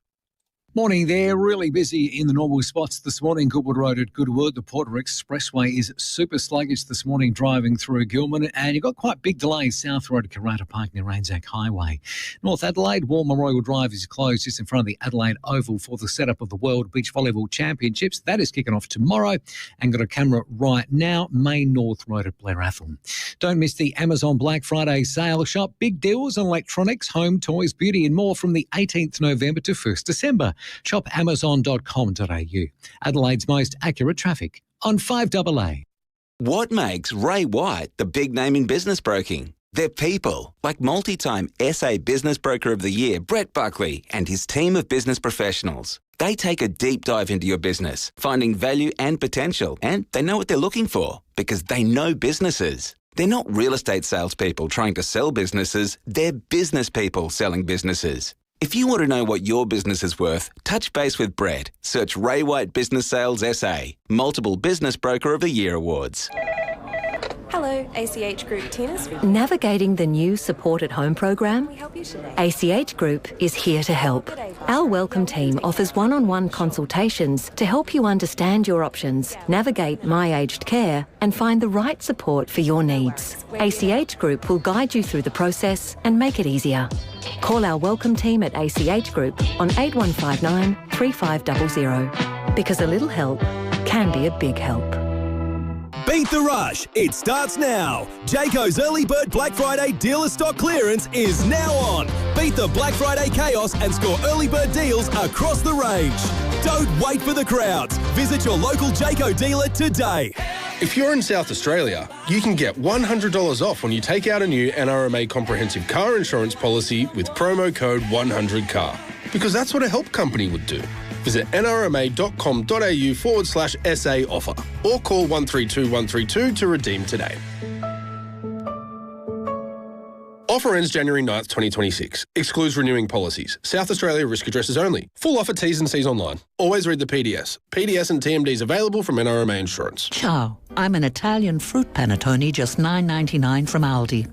Yes, traditionally I'm a dessert, but why not shake things up? I'm more than happy to share a plate with some prawns. Go on. It's Christmas. Aldi. Good different. Hi, it's Callum Han here, Ambassador for Pick a Local, Pick SA. South Australian strawberries are now in season. They're the most incredible strawberries. Delicious, fresh, locally picked, and they can be found in your local fruit and veg store. Perfect for entertaining, strawberries are a great addition to any cheese board, fruit salad, dessert or cocktail. Support our local growers and shop in stores displaying the red Pick a Local, Pick SA sign. And follow us on Facebook for inspiration, recipes and more ways to enjoy South Australian grown. There's surprisingly big offers at Hyundai, like the Tucson from $39,990 drive away. Visit your participating Hyundai dealer today. David Penberthy and Will Goodings, 5AA Breakfast.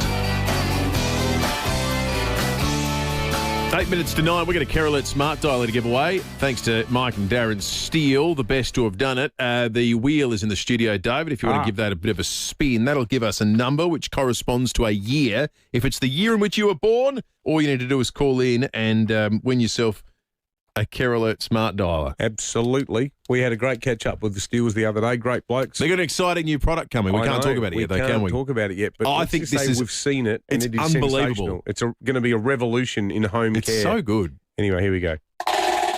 Around it goes. The number that might have been the lamest spin ever. I think it moved about 3 clicks. Jumbo Prince, 24. Late in the day. You're a bit, Rick Davies. You're a bit fatigued. A bit puffed out. The number is 1948. 24 came up. So someone who is turning, someone who is 77 or turning 77. Yeah.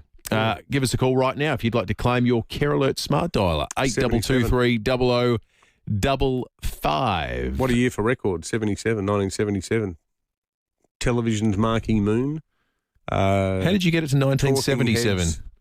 I don't know. You said 77. Yeah, that's the age of the person. 1948 is the year. 1948 is the year. Sorry. Were you born in 1977? If you're born in 1977 and you need a Care Alert Smart Dialer, you're in real strife. If you were born in a year where David wants to talk about the music from that year, you can also. That's a different competition. What was the top album of 1948? 1948 was the first year that, the first Olympic Games that was televised. Really? Yeah, 1948, the first televised Olympic Games. London. Then it was Melbourne after that. London Summer Olympics, that's right. They hadn't been televised. I presume you just read it, but maybe did you watch it on the Movie Tone News? Yeah, it's amazing. Read it in the newspaper, I guess. Was Bruce McAvaney there? It wouldn't have been the same without Bruce. That's right. I'll tell you who was there. Jane was born in 1948. Good morning to you, Jane. Good morning, boys. How are you? We're good, thank you, Jane. Congratulations. You've won an excellent Care Alert Smart Dialer. So what's your earliest memory as a little girl, Jane? Well, actually, it was regarding the pageant. I had an aunt who was a lovely sewer, and she made my sister and I lovely dresses to go to the pageant. And the next week I cut mine up because I remember my mum told me that I said to her that when Cinderella had an awful dress, she got a new one. Since I've got a new one. Oh, wow, what a great story, Jane. What a great story. Where'd you go to school? Edwardstown Primary and Marion High. Hey, Marion High girl. I thought you sounded classy. Yes, and one of my daughters was there the year it closed, and then had to go off to Hamilton. Yeah, which was the old Mitchell Park. So did you have, was Mr. Hannaford your headmaster? No, Mr. Cosgrove. Mr. Cosgrove, before that. And the hall's still there today. Good on you, Jane. Congratulations. Jane, born in 1948. And the Carolet Smart Dialer coming her way. Now, I tell you what, there's a magnificent waft of food that's just wandered into the studio because Jane, Riley and Eddie are in with the fruits of the labour a moment ago. Obviously, the power came back on, did it? Yeah, we've had another PowerPoint. Yeah, so okay, I'm good. sure, yeah. Cooking in the sink by the end of it. Yeah, you're right. Yeah.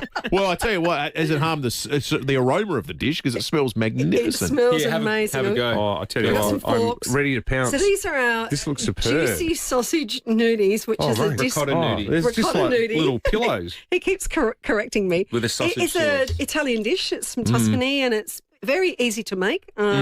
We had a lot of fun making that just now. Yeah, it was I'm good. trying not to eat audibly because we'll run screaming from the studio if I do. He gets very upset by the sound of people eating. So I'm going to move away from the mic. Yeah. You just load up and we'll wait for your live review. You are going to have to talk with potentially the mouth half full of food though. So. David's really the gourmet though, isn't it? It really comes down to him about. He takes no prisoners too. No, it's superb. That sauce, mate. Thanks, mate. Cheers. And you saw how easily he put that together. It was just basically the sausage meat, the garlic, white wine, bit of the chicken stock, butter. You could do all sorts of things with those dumplings, like a body cheese, like a gorgonzola sauce or something. Yeah, heaps of stuff, yeah. A red sauce, white sauce. You know, can bake them. Kids would love those. I don't know, my grandchildren are 5 and 3. They would think that was wonderful, really delicious. You can even deep fry them. Oh, really? Pretty out of now control, you're talking. but yeah. That's what they do to them in Scotland. So David, you've never had a nudie before?